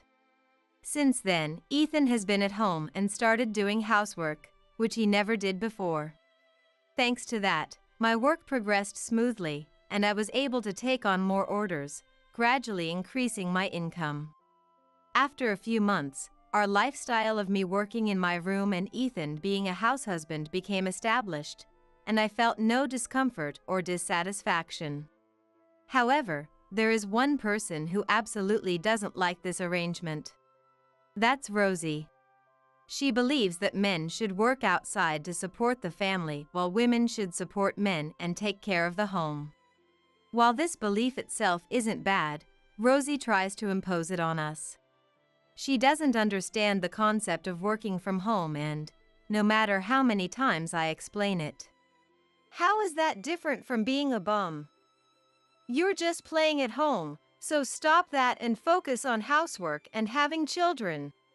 She refuses to understand. Even when I explained Ethan's current situation and that we wouldn't be able to live without my income, she just one-sidedly said, Ethan has always been smart and capable, so he'll find a better paying job soon. It's your duty as his wife to support him to do that, but instead, you're getting a big head with this hobby like work and keeping Ethan trapped at home. It's your fault Ethan can't work. It's tough to focus on work when she says such things over the phone or visits unannounced. When I complained to Ethan, he just said, She's from an older generation, so try to manage until I find a job. And didn't intervene. Even though I have no complaints about our current lifestyle, the stress from Rosie is building up, and I worry it might explode one day. Before doing anything else, I wanted to find a solution. As I thought about it, I began to worry about the future. What was Ethan thinking? Looking at Ethan now, it didn't seem like he was job hunting, and I wondered if this situation would continue indefinitely. But if I told him to find a job quickly, it might hurt his pride and lead to a fight. I couldn't say anything because I felt guilty about having an income and leaving the housework to Ethan. Then one day, Ethan said, I found a job. I finally found a job I want to do for the rest of my life. Ethan said with shining eyes. Seeing that expression for the first time in a while made me happy too, so I asked what kind of job it was. Ethan replied, A web writer. I was surprised and a doubt arose in me. A writer? Can you really become one that easy? Ethan had previously worked in sales, and I had never heard that he was good at writing. I had never heard of him having any connections in publishing or related fields. I had seen on TV that it was a popular job among stay-at-home moms recently, but I also knew that it took a long time to make a living unless you were a true professional. It'll be fine. It seems tough at first, but once I get more projects, I'll start earning quickly. Like you, I'll be working from home, and being a writer sounds cool, doesn't it? Ignoring my worries, Ethan was happily talking about the job. Did you choose that job just because it sounds cool? Ethan showed a displeased expression at my question. So what? The reason doesn't matter. You started because you liked it too, right? Well, that's true, but... In contrast to the enthusiastic Ethan, I felt uneasy. What genre of writing are you going to do? Well, various kinds at first. Ethan's vague answer made me even more worried. Don't worry so much. I'll catch up to your income soon, Ethan said, giving a big smile and a thumbs up. Internally, I was exasperated, but if I said anything to Ethan now... What, acting all high and mighty? So, I said nothing. I was anxious, but Ethan's point was valid. It might be tough at first, but once he gets the hang of it, it could stabilize. I had experienced the same thing, so I shouldn't dismiss Ethan's chosen job. Maybe Ethan had a hidden talent in this field and would truly flourish. Someday, Ethan might be writing articles about my work. It might not just be a dream. In the midst of my worries, I found this faint dream and decided to support Ethan, but this decision turned out to be a big mistake. Without any preliminary knowledge or research, Ethan started, but he struggled even with short assignments, sitting in front of the computer all day, constantly frustrated. Of course, He didn't do any housework either, just sat in front of the computer, pulling his hair. Whenever I said something, he would snap at me, and I found myself watching his mood even in casual conversations. This meant I had to do all the housework, interrupting my work. Even so, I told myself that everything is tough at first, and once he got used to it, he would be more relaxed, so I didn't complain to Ethan. A few more months passed. Ethan's income, which was about $100 at first, started to increase gradually. Although it wasn't enough to live on, the fact that Ethan had worked hard was undeniable, so I praised and encouraged him as much as possible. However, from that time, Ethan's behavior became strange. About the project. Or, that client said. He started saying things like this more often than not, which are industry terms. He seemed to be acting like a seasoned writer. Mysteriously, condescending remarks from him began to stand out more frequently. Still, I figured everyone goes through phases where they get a little full of themselves, so I showed some understanding while secretly rolling my eyes and letting it slide. If it had been just that, it would have been cute, but Rosie's grand misunderstanding started and her harassment towards me escalated. You know, Ethan is really amazing. He's able to get results in such a short period of time, she said triumphantly to me. Sure, he started working, but was it really something to say with such a face? But then Rosie's next words made me furrow my brows. While you've been doing nothing at home, Ethan has already surpassed your income.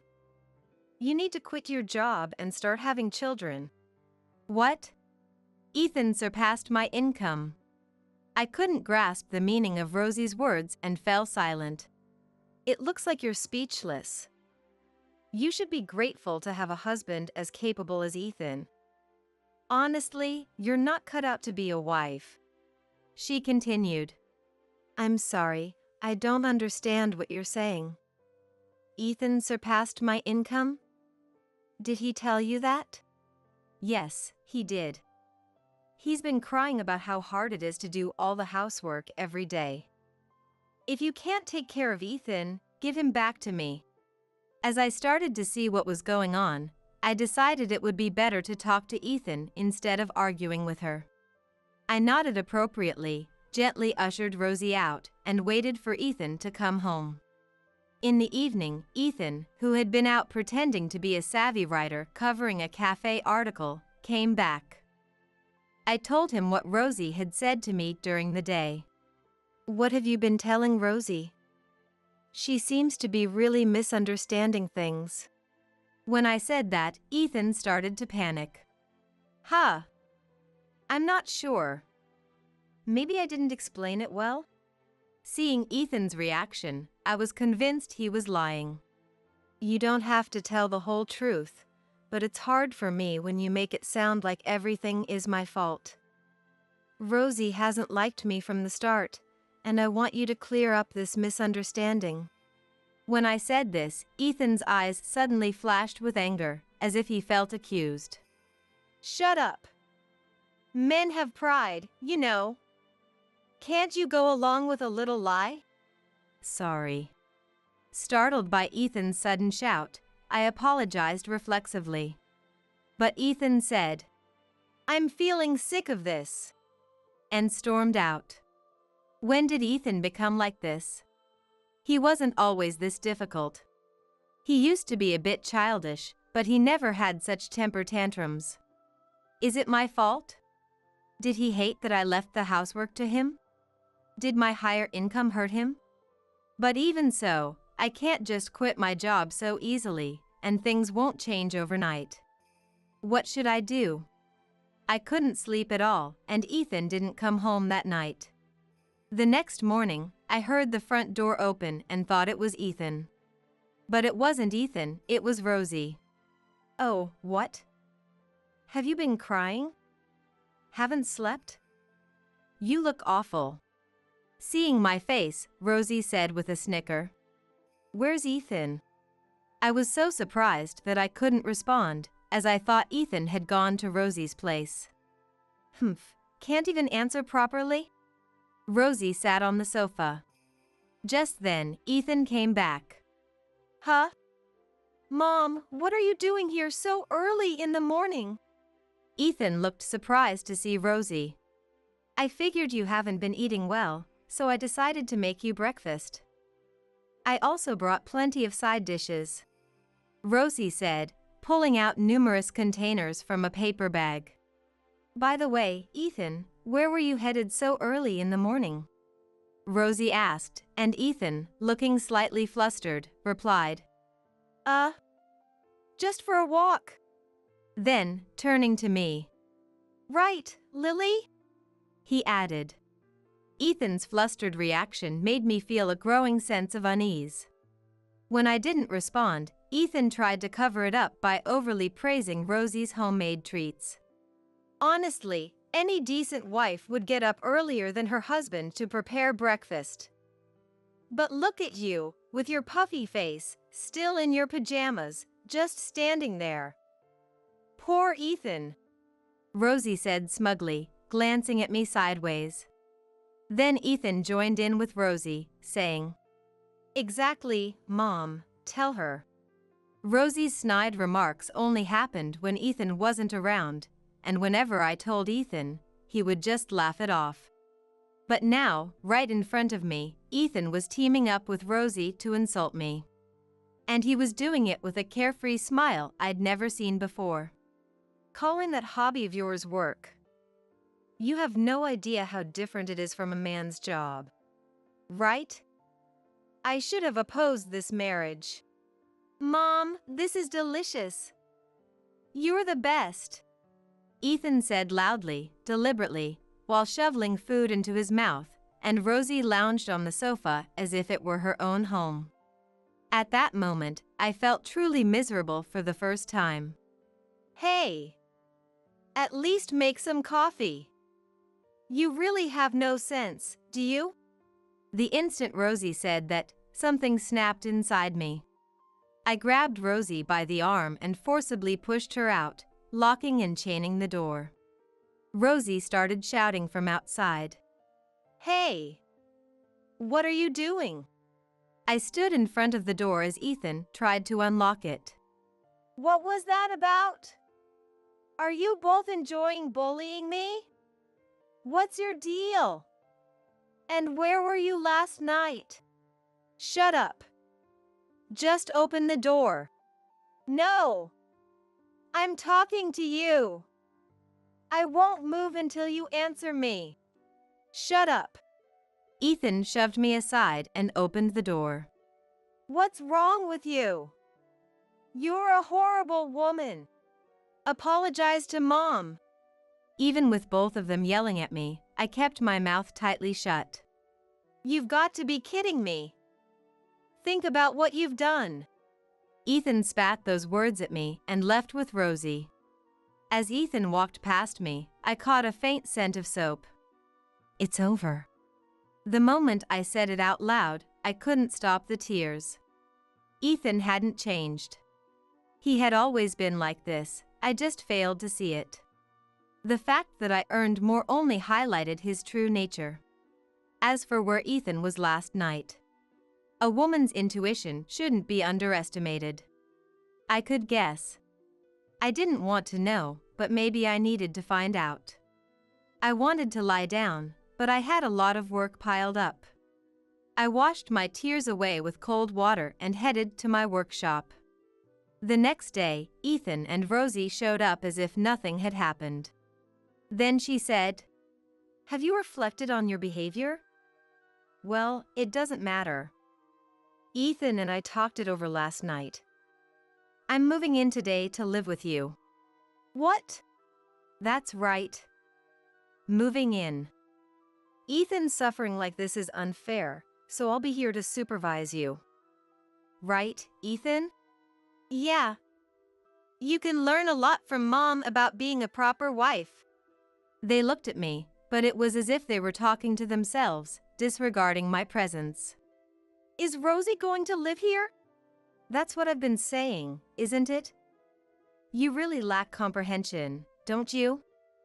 Listen, you were living it up on just $500 a month and taking advantage of Ethan, right? You're only able to stay here because Ethan makes $10,000 a month. You should be grateful to Ethan for your lifestyle. When I looked at Ethan's face, he seemed to know he was lying and avoided my gaze. However, he smiled next to Rosie, as if to say he had an ally. Seeing that, I realized I couldn't stay with him any longer. All right. I'll divorce Ethan. Enjoy your life with him and his $500 monthly income. When I said that, Rosie laughed at me. Huh? What are you talking about? Spouting such sore loser nonsense. Oh well. If you want a divorce, go ahead. It's what I wanted all along. Just leave. Rosie didn't notice Ethan starting to panic. Understood. Ethan, I'll contact you later about the proceedings. I said this and packed a suitcase with some clothes and essential work tools. I'll be in touch. Wait a minute! Ethan hurried after me, but... Ethan, there's no need to stop her. Rosie clung to Ethan's arm as I quickly left the house. It didn't take long for Rosie to learn all the facts. I promptly arranged for a lawyer and moving company and terminated the apartment lease. From early morning, movers started taking out my belongings, causing Ethan and Rosie to frantically call me one after the other. What is this? What's going on? Rosie yelled over the phone, but I remained calm. You said if I wanted a divorce, go ahead, didn't you? So, I'm just moving my things out. The apartment lease is terminated, so please leave by the end of this month. Huh? Why? Why? Because the lease was in my name, I paid the initial fees, and I was the one paying the rent. The furniture and appliances were bought when we first got married, so I'll leave them for you. Ethan took over the phone and shouted, "Hey! You can't just do this. I supported you when you were unemployed too." True, but it was only for a few months, right? I've supported you financially much more. I also turned a blind eye when you used my card for expenses and such. But this is outrageous. Pay me compensation. Yeah. Pay us compensation. Rosie screamed beside Ethan, but thanks to my mental rehearsals over the past few days, I could speak smoothly. Compensation, you say? Did you think I wouldn't notice? I was aware of your affair. I have the evidence. At my words, Ethan fell silent for a moment, and the phone was handed back to Rosie. You, with your lack of feminine charm. An affair? That won't get you compensation. It's not even a valid reason for divorce. Rosie, do you remember destroying my work tools, calling them worthless toys? And it wasn't just once or twice, was it? I've submitted photos of the broken tools, receipts from their purchase, and emails documenting the delays they caused to my lawyer. Do you still call them excuses? When I said that, Rosie shrieked. Just show your face. Come here right now. You'll hear from my lawyer soon. Save what you have to say for the meeting. Looking forward to it. With that, I hung up the phone. A meeting was arranged later. I braced myself, wondering what kind of expressions Ethan and Rosie would have after having cursed me so fiercely before. However, Ethan and Rosie had completely lost their momentum. Ethan must have finally understood the situation he was in. Rosie, too, seemed to have realized the reality of her supposedly brilliant son and kept her head down. As the lawyer calmly stated the facts of Ethan's infidelity and the conditions for divorce, Ethan suddenly collapsed onto the table and began to cry. Please forgive me. I was just frustrated. You make more money than me and do what you love for a living. But I couldn't tell Mom, and I took advantage of your kindness. I just wanted to show off a little. That's right. Ethan did nothing wrong. You understand, don't you? A man has his pride. You get it, right? Please reconsider the divorce. Beside Ethan, Rosie was dramatically crying with her face in her hands. It was obvious they were trying to gain sympathy. I knew all about Ethan's reckless spending with my card, his failed attempt to buy a luxury car in my name because he couldn't sign the contract without me, and the expensive gifts he bought for his affair partner. Hearing them talk about a man's pride after all that just made me laugh. Rosie, you said that it was only natural for Ethan to cheat on me because I lacked attractiveness as a woman, didn't you? You even said it would be a blessing if we divorced. So why are you trying to stop this divorce now? Did I say that? I don't remember.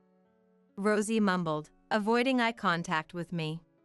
It's about the money, isn't it? You're panicking because if Ethan and I divorce, your lifestyle will be unsustainable, right? You must know by now that the money sent to you was from my income. You just don't want to lose that. That's not true. I just want you to come back. It's too late to say that now. I can't forget the things you've said and done to me, and there's no way I can support you and your son like before. An apology isn't enough to forgive everything. When I said that, Rosie finally raised her head and looked me in the eyes. As I stared straight at her, Rosie's face twisted in frustration and she looked down again. Please, reconsider. I'll find a proper job. Okay? It'll be fine, right? You're busy with work, so it's better if we stay together, isn't it?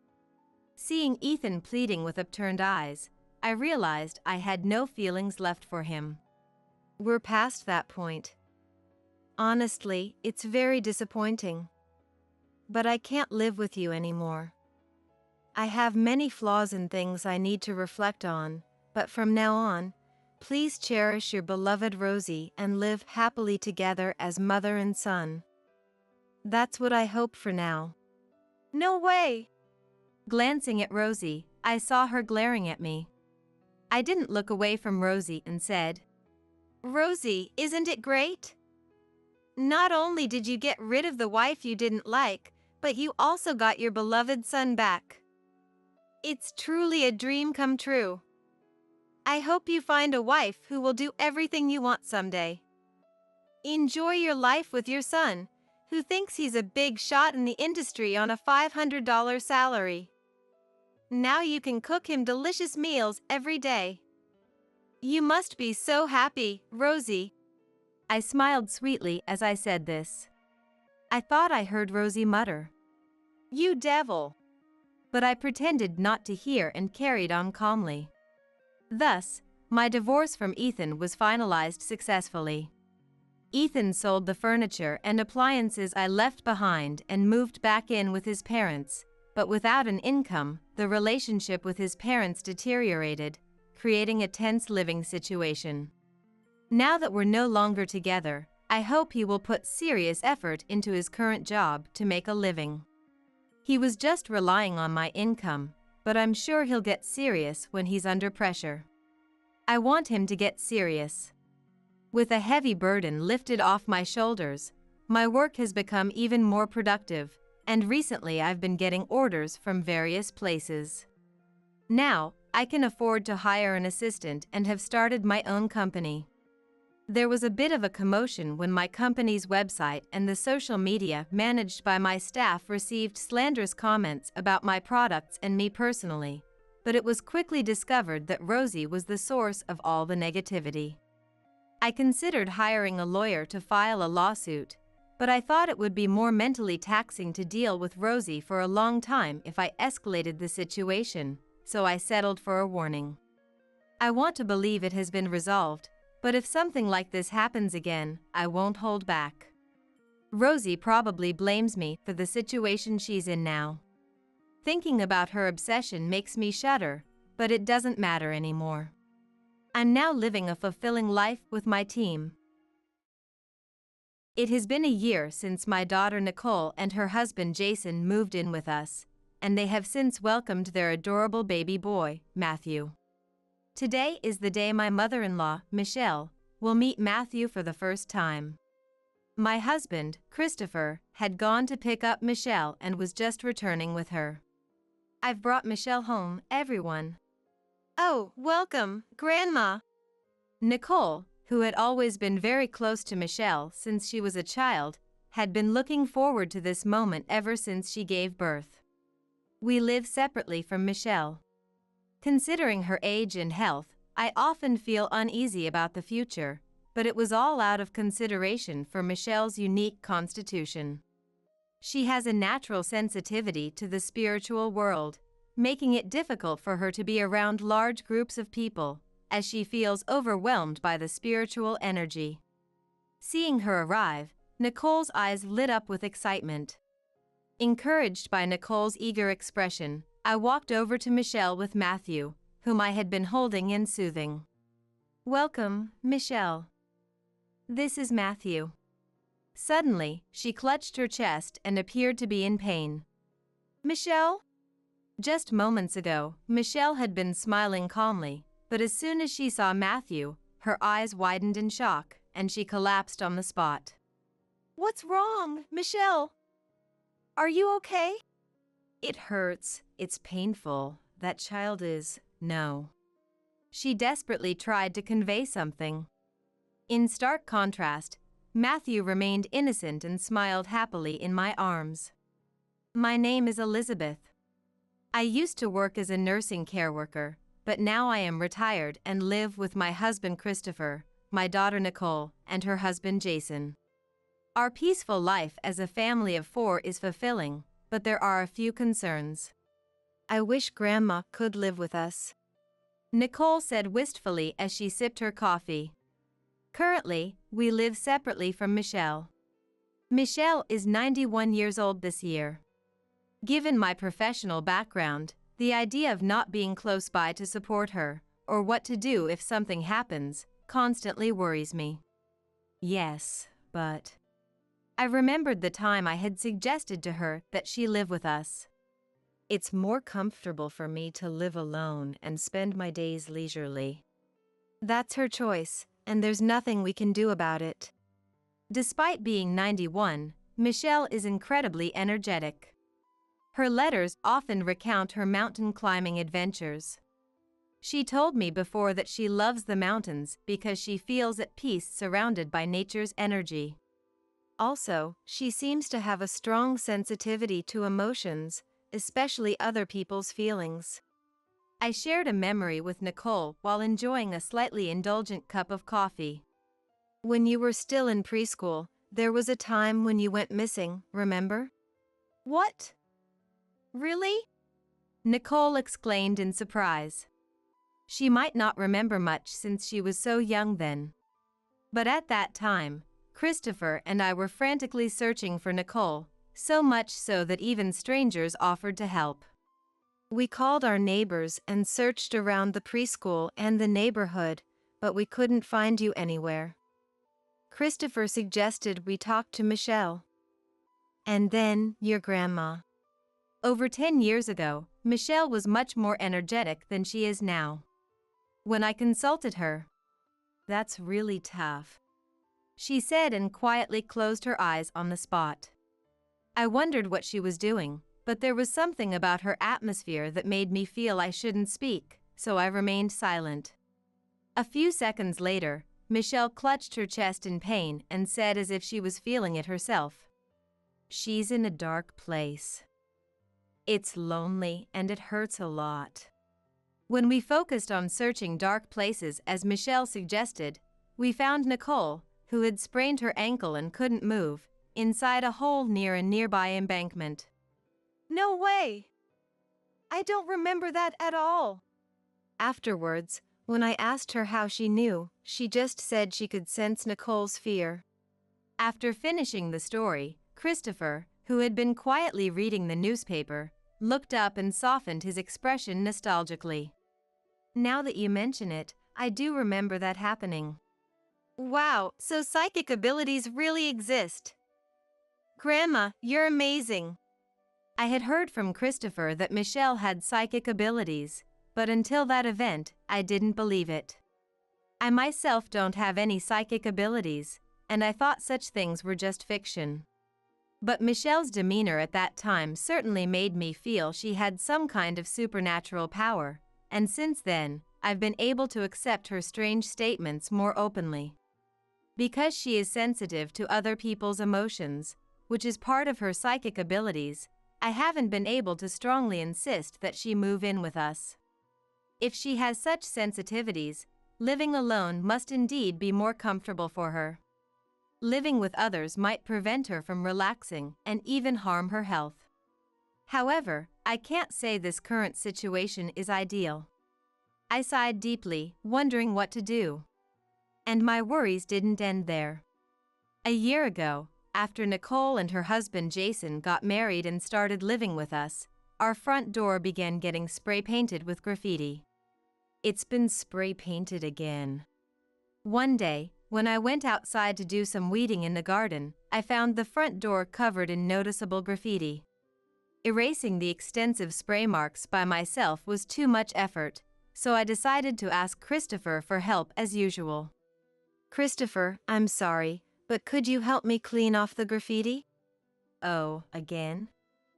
Just give me a moment. The frequency of the graffiti was quite high, and we still had no idea who was doing it. Our house had accumulated a set of tools for removing graffiti in a bucket. This time, it was just a random mess of paint smeared on the door, but sometimes there were clear messages of malice like "curse you" or "I won't forgive you." Who on earth could be doing this? I had asked our neighbors, but none of them had seen anyone doing the graffiti. Our house was well known for being vandalized, and sometimes when we didn't notice, neighbors walking by would knock on our door to let us know. As things stood, even if I wanted to invite Michelle to our house, it would be hard for her to relax. I've got it, let's install a security camera. I had an idea while erasing the graffiti and suggested it to Christopher. We needed to take some action to solve this. Christopher nodded at my suggestion and installed the security camera that very day. Then, after the front door was vandalized again, we checked the camera footage. The time was early morning when most people were still asleep. The footage showed a man dressed entirely in black. Is this person? Do you know? It was hard to identify the person because of the mask and hat, but it was clear that they weren't an acquaintance. However, as soon as Nicole saw this person, her face changed color. When I asked if she knew him, Nicole nodded and said, "Probably. I think it's Brian Jones, who was in college with me. Before I started dating Jason, he confessed his feelings to me. I turned him down, but he kept pestering me after that." Really? Recalling those days, Nicole began to shake her shoulders slightly. Hearing the story, Jason, with a stern look on his face, gently rubbed Nicole's back in a comforting gesture. Apparently, the graffiti culprit's love for Nicole had turned into hatred, leading him to do such things.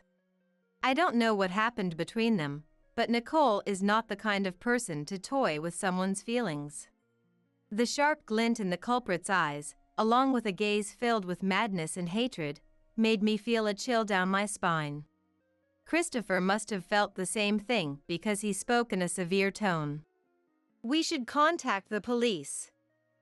Even if it's just graffiti, it's a nuisance, and it could escalate further. Yes, let's do that.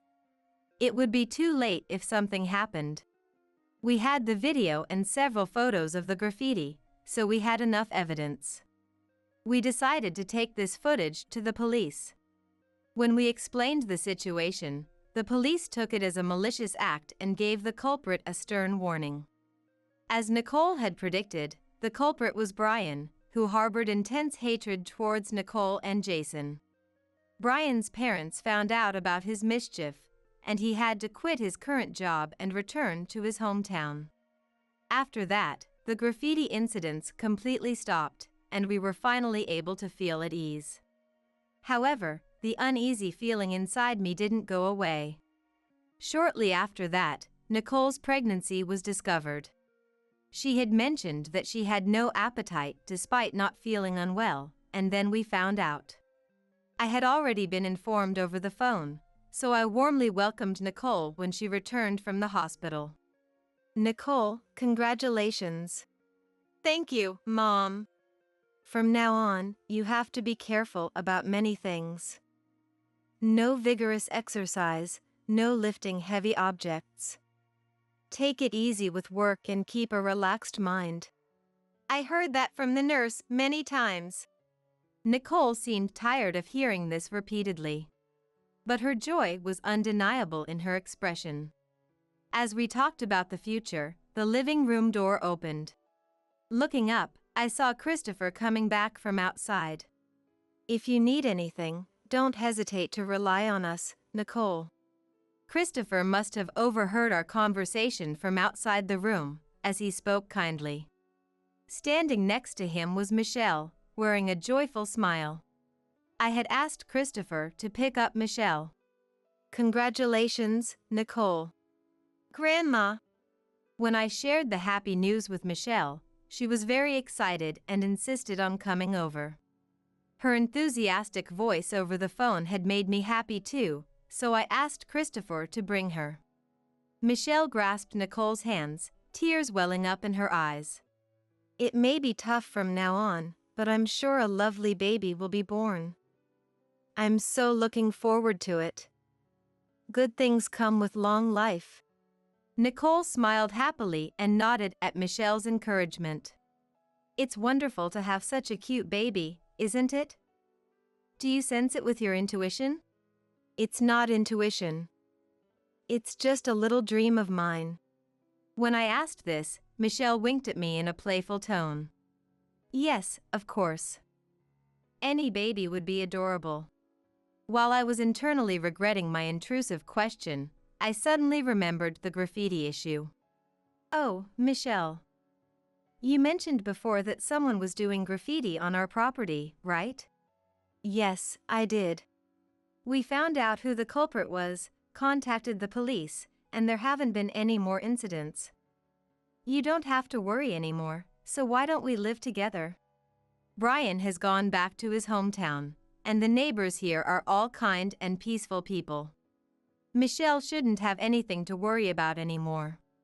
However, Michelle shook her head as if the idea was out of the question. No way. I can't imagine living with a happy family like yours. I'm fine as I am. But Michelle, your family too. I tried to persuade her, but in the end, Michelle didn't agree. After that, Nicole's belly grew smoothly, and without any major issues, she gave birth safely. The baby boy was named Matthew. He had a cute face, just like Nicole. I remembered when I gave birth to Nicole and realized that she had grown up to do the same thing I once did, which brought me to tears. Nicole seemed eager to show baby Matthew to Michelle right away, but I advised her not to overexert herself right after childbirth, so the visit was scheduled for a month later. Matthew is really cute. When I cradled him, Matthew smiled innocently. Today is the day Matthew and Michelle will meet for the first time. To help Nicole, who has returned home from the hospital, I try to be as involved in childcare as possible. Above all, the fact that I now have a grandson makes me incredibly happy. Matthew already loves you so much. I'd be delighted if that's true. Thinking that I've finally become a grandma fills me with deep emotion. While talking with Nicole and taking care of Matthew, Christopher came back with Michelle. Here they are, I've brought Mom. Welcome, Grandma. Nicole had wanted Michelle to hold Matthew since the time he was born. With Michelle's long-awaited arrival, Nicole's eyes sparkled. Encouraged by Nicole's look of expectation, I approached Michelle with Matthew in my arms. "Michelle, this is Matthew." But the words never left my mouth. Because at that moment, Michelle clutched her chest in pain. What? Michelle! Michelle, who had been smiling so peacefully just a moment ago, widened her eyes and collapsed. Michelle, what's wrong? Are you okay? It hurts. It hurts so much. That child is not good. What do you mean? Matthew isn't good? Sweat beaded on Michelle's forehead as if she was enduring real pain. Her condition was clearly abnormal. Wondering what was happening, I looked at Matthew in my arms, but he just smiled innocently, amused by the adult's frantic behavior. We rubbed Michelle's back and tried to help her sit down, but her complexion didn't improve at all. I told Nicole, who looked anxious, to wait and led Michelle to another room, where she seemed to regain a little bit of her color. "Sorry, could you let me go home today? Don't get me wrong, it's not Matthew's fault." Got it. I'll take you home right away. Although I felt bad for Christopher, who had brought her here, and Nicole, who had been looking forward to today, I couldn't leave Michelle suffering like this. So, I decided to drive Michelle home as she had requested. Michelle, are you feeling any better? Yes, I'm much better now. I'm sorry. Michelle's house is in a place that feels almost at the foot of a mountain, a little away from the residential area. There are few houses around here, and not many people pass by, so Michelle seemed somewhat more relaxed, letting out a deep sigh.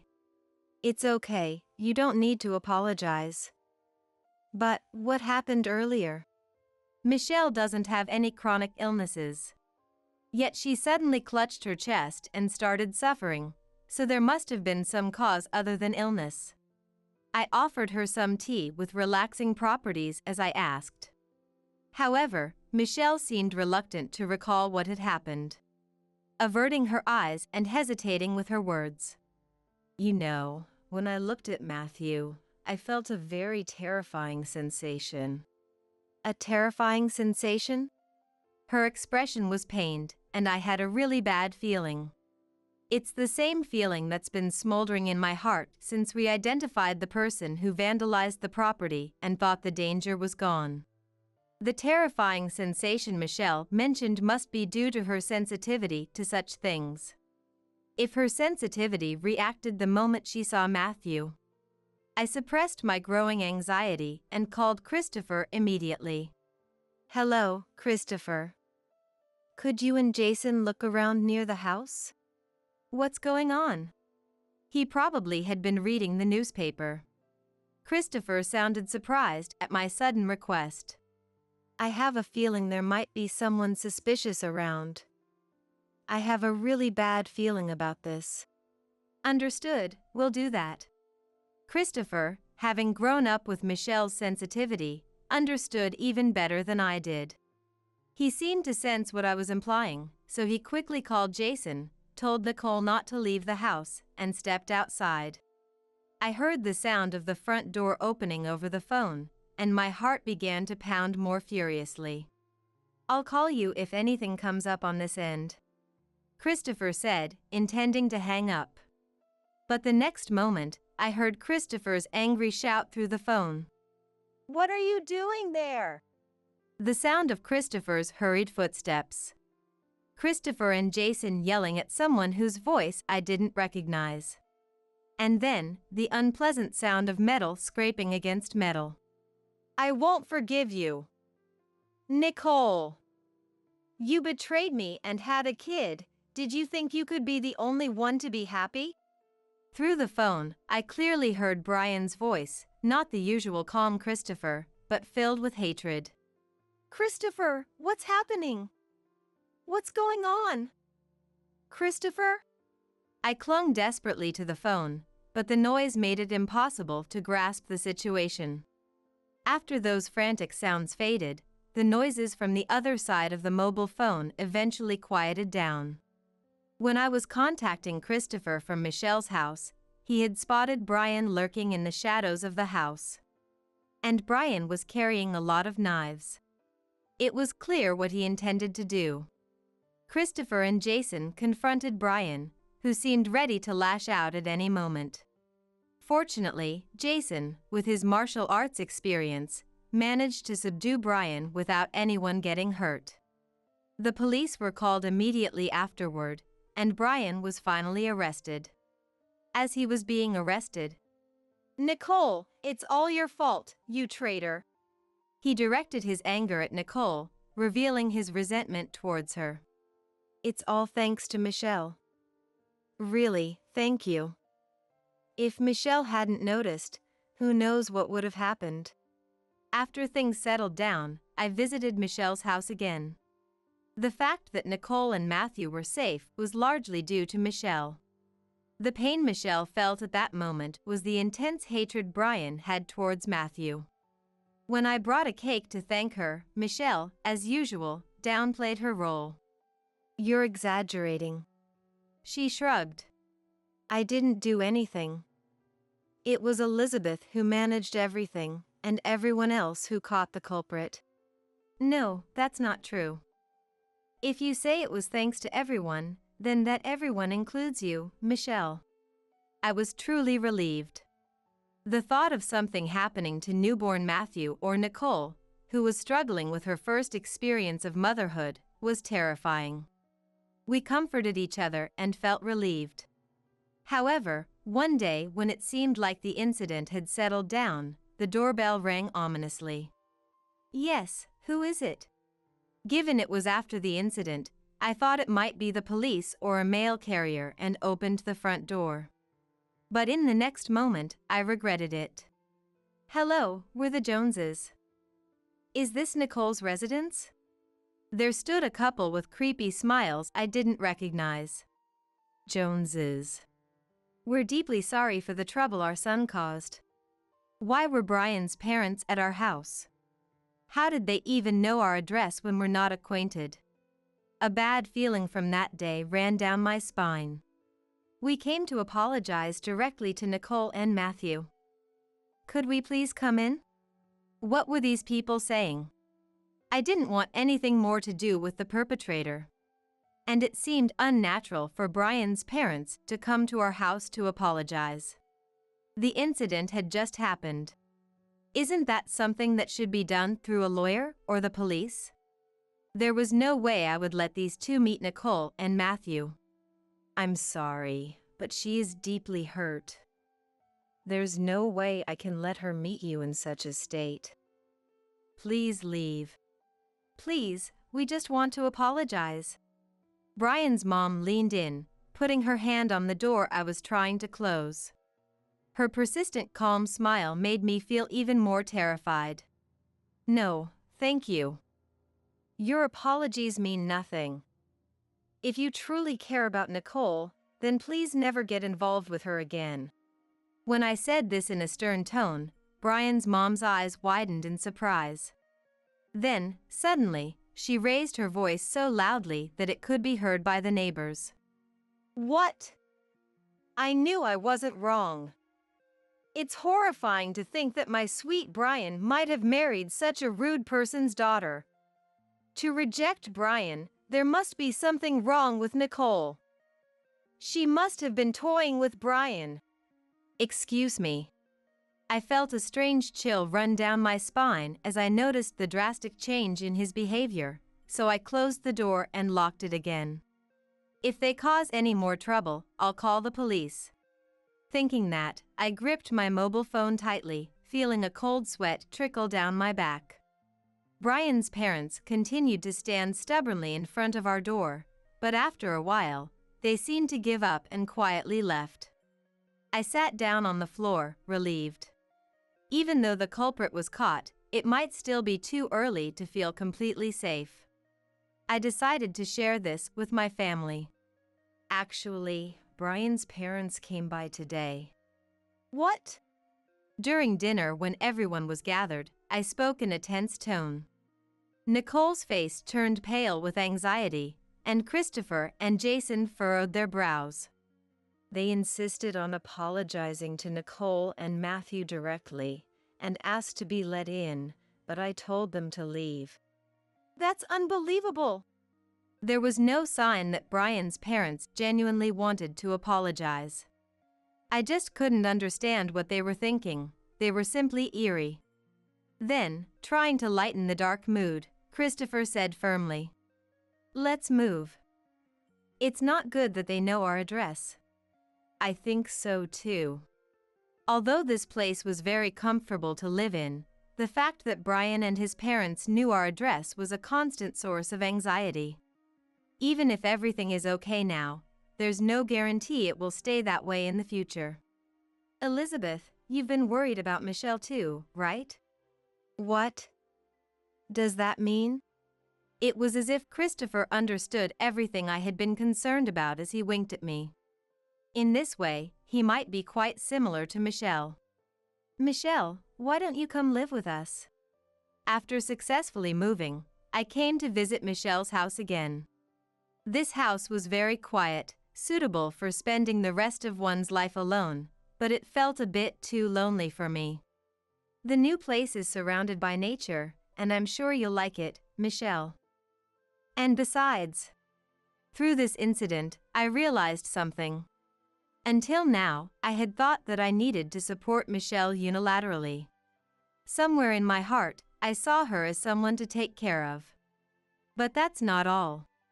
No matter the differences in our positions, our family can continue to help each other. It's more fun to be together as a family. Nicole and Matthew feel secure when you're around, Michelle. Relying on Michelle. That was my true feeling. When I said this with a serious expression, Michelle gave a gentle smile as if she understood everything. Elizabeth, you're so stubborn. So are you, aren't you? Maybe so. It somehow became amusing, and we laughed together. Being similar, we would surely get along well in the future too. That's right. Taking care of Matthew might not be so bad after all. Thus, the series of events came to an end, and Michelle began living with us in the new house. From now on, we would live peacefully and happily together, but no one yet knew that in the future, as Matthew grew up healthy and strong, he would become overly attached to Michelle, causing Christopher and Nicole to lament.